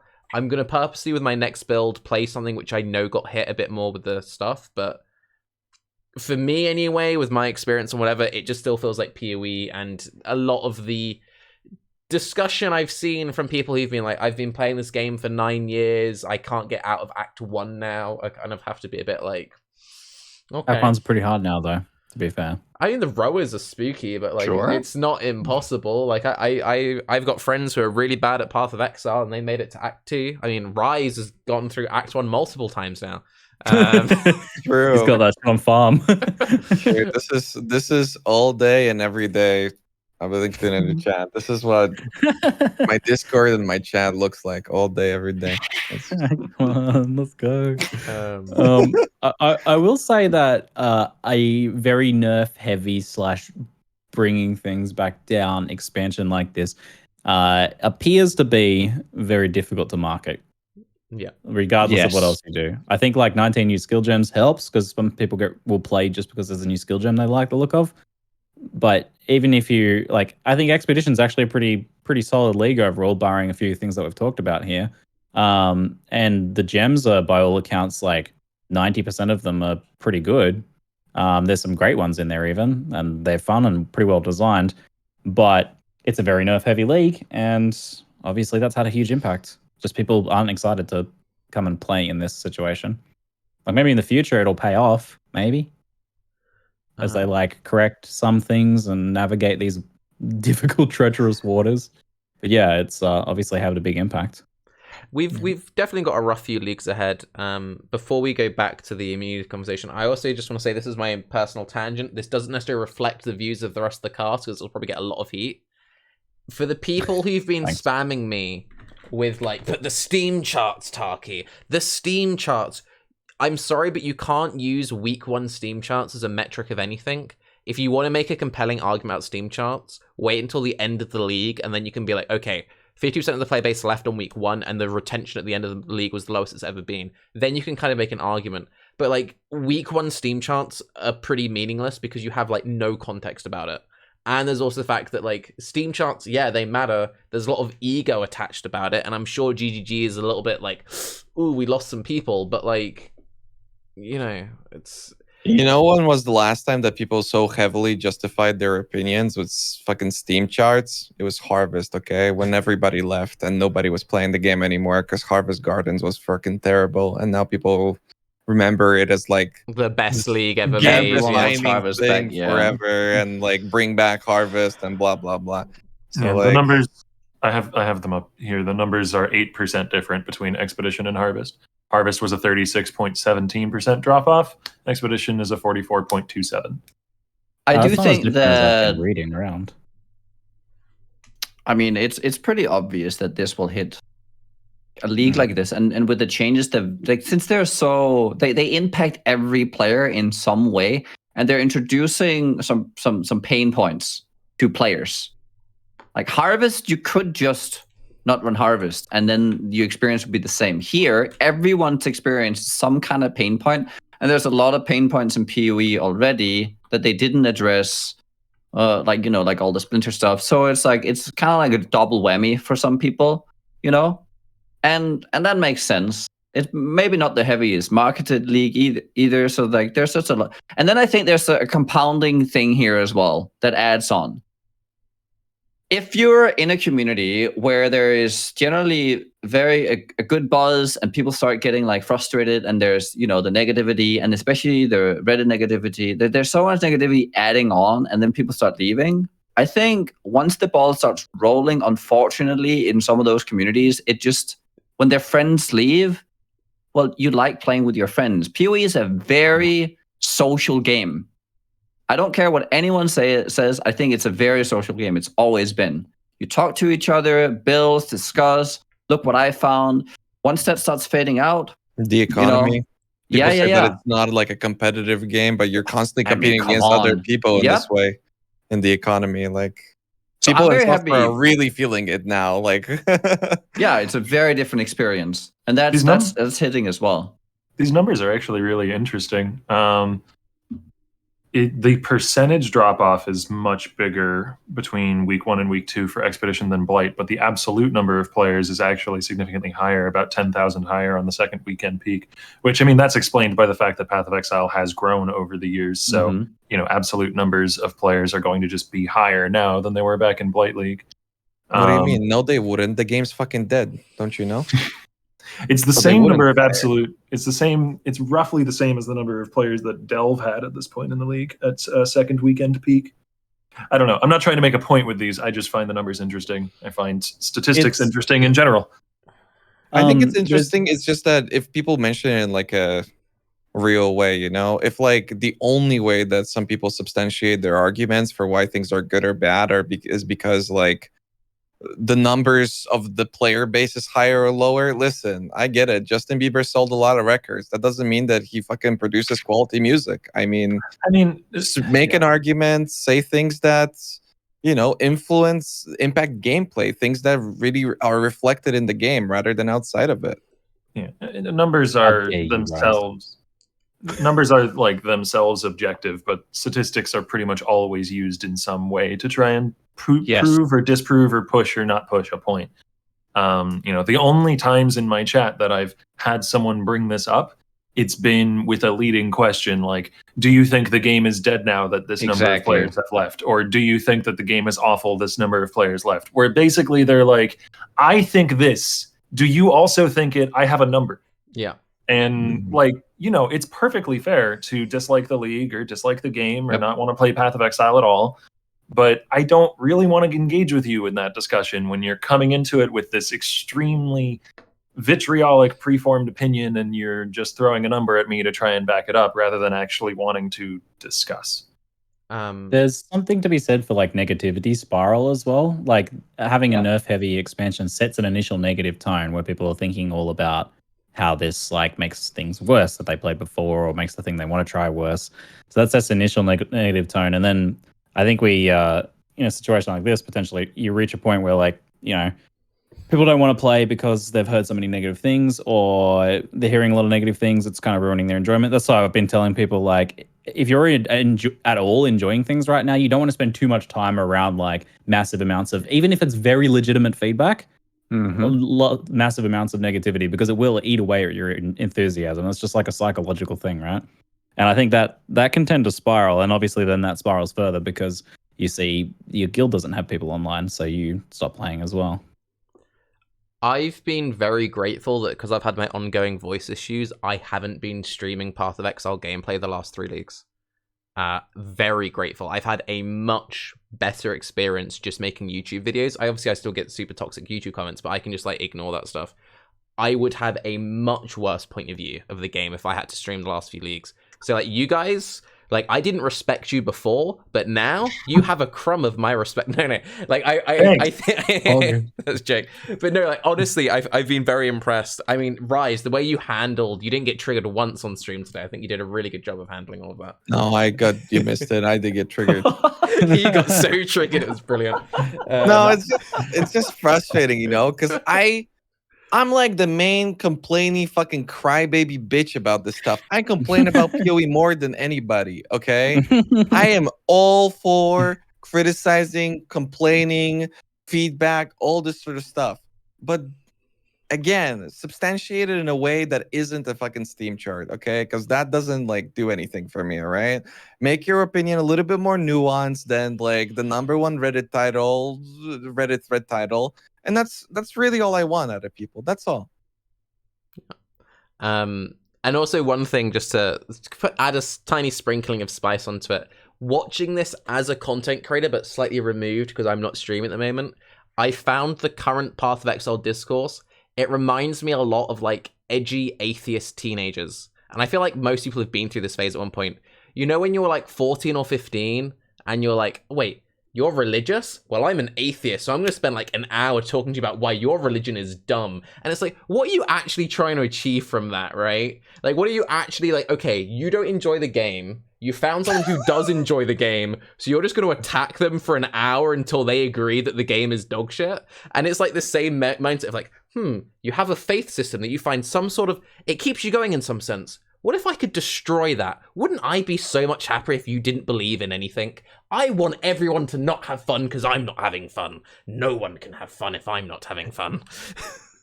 My chat's saying that was me. Yeah, I mean, when you construct your opinions in a way that's, built us versus them, then you're just going to have vitriol thrown back and forth, and legitimate criticisms won't really get across too easily. But I don't think that we should undermine the fact that like this is a very drastic change, and like it's fine if some people hate it. Like, absolutely, yeah. I don't think that's what we're trying to say, that you like can't even, that you're not allowed to even hate the changes if you really, really dislike them. It's more that as public figures in the community and as streamers, a lot of that sort of distilled vitriol ends up bottled up in people and spewed out into chats. And so it can come to a point where it feels like people are just throwing all of their hate towards you 24/7, and that can get difficult to deal with, even if it is perfectly legitimate to have negative opinions about the league and to not have fun. So we're not really trying to say, and I'm sure I don't know, maybe I shouldn't speak for everyone else in the podcast, and I shouldn't speak for Tarky, but I'm not really trying to say that like you need to have fun with the league, have fun with the goddamn game. It's just like, maybe don't shout at us as much, please. Don't tell us to hate a game all the time. I mean, I literally went on a quite heated, like 10-minute rant talking about the whole clicking thing. Like, we all have issues with the new systems. Yeah. But yeah, it's a thing. If you want to win people over, try not to be a dick about it. But yeah. Does anyone have anything else they want to say, or should we end on that very 200 IQ take? Sure. This has been Since a we very were fun talking about podcast. immunities. I Oh would yes, like to point immunity. out- Sorry, let's round out on that. That was a very good point. Yeah, always crit is also not highlighted, and it's worse than immunities because when you're dead, you can't deal damage anyway. So It's true. They're immune to your damage. Shout out Yeah, to that's the correct. low You're dead. life players, Cull, by the way. tell me about it, Willpower. dude. You know how much fucking willpower that shit took me to like not click the calling ones. It's so weird that they threw all of this in. Too. It feels very experimental. You know, it feels very like GGG's going, okay, well, you know, normally common wisdom, we don't want to do these things because of, you know, X, Y, and Z reason. Immunities aren't very fun and various things. They used to have immunities on, like, you know, I think Hydra was immune to poison at one point. Oh And yeah. they've been taken out of the game. True. But like they're pushing the envelope here to see whether there's some situation where the common wisdom fails and immunities are fun or interesting, and when you have a lot of options to try and work around them. So I don't know. I guess I commend exploration, but I don't think that it has much value. No.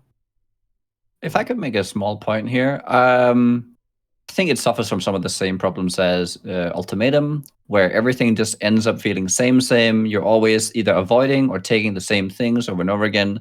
I don't think there's enough variance, and I don't think there's enough crumbs that leads to like something special. I think that's something they haven't done in quite a while, like adding small things that are unique at the pop-up. Like it could be, I don't know what it could be, but it could be like a special monster pops up, or a combo of something does something extra, or just add more variety to the mechanic itself. I think they haven't done that enough in recent leagues. There's just it ends up too many times being same. I That's think what I one of would the say. avenues they could choose to explore that would be the NPCs, because right now the difference between the NPCs is you get different currencies, you know, when they show up in a map. As far as what functionally changes, maybe you prioritize artifact ones more for Tusian and less for other people, that sort of thing.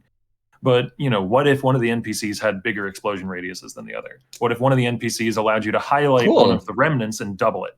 What if one of the NPCs allowed you, you know, like they each just have their one special thing they do, and then you have more of a reason to get excited when you see Rog versus Tusian, or when you see, you know, maybe you get excited when you see Gwennon because she lets you double one of the remnants so you can get double the stack decks. That's feisty. But people don't like the doors about Heist. The NPCs were liked. People don't like the doors, man. okay? I just don't you go comparing my idea to Heist. They're gonna throw it out. The best heist is deception, because there's no doors closed on you when you leave, so you can just walk out. It feels so good. Hang on, just to clarify, what you're saying, Octavian, is me to add doors to Expedition. That's all I took away from that. Yeah. Okay. Cool. Definitely. Gotcha. Yeah. Chat's asking about Ward. I think Ward looks very powerful, but only slots into a few builds. I think the thing that maybe breaks Ward and makes it very good, and we'll probably see more use as time moves on, is the Ward Flask that recovers all of the Ward. Because that, I think, is where the mechanic starts to like, oh, hello. Ward. I just got Oh, go on, Nugi. Just found the unique flask. It actually looks really cool. It gives calling and debilitate when ward breaks. So it's like if my ward breaks and my flask is up, I debuff everything, and then I can get my ward back up. It's like super cool. So I think ward has a lot of 2 seconds. Okay. That's the longest debilitate in the game. They're all 1 second. Exactly. So it might actually be useful. What does debilitate do again? Everything. 10% It makes enemies less take damage. increased damage and lowers their damage. Yeah. What? No, makes them slower and lower the damage, right? Yeah. I believe it. I don't know if it has a slower debuff. I think it's on the passive 20% tree, so I can check in a slow moment. and 10% less. Sorry, guys. damage No thing. opinion from me. I can't find ward items in Act 3, so Gotta get to Act 4 for that one. yeah. Enemies that are debilitated have 20% less movement speed and deal 10% less damage. Yep. Yeah, I think Ward looks really strong. I've had my eye on Ward for a while, and when I got my first Ward Flask, I'm like, this is busted. I think the reason why there's not much talk about it is, one, in Path of Exile, 90% of build discussion comes from Mathel played it, and Mathel hasn't played it yet. And two, I'm someone who really wants to play with Ward, but because I'm an SF, I have to collect all the pieces around it, and I'm sure there's a lot of people who would like, we want to play it, but we haven't got the pieces yet. So Same. I'm They hoping seem- to do a ward build soon. They seem surprisingly rare. I've seen like 4 items that are ward related, and 2 of them were the same copies of a pair of unique gloves. I kind of like that, the uniqueness of it. Makes it more exciting to get them.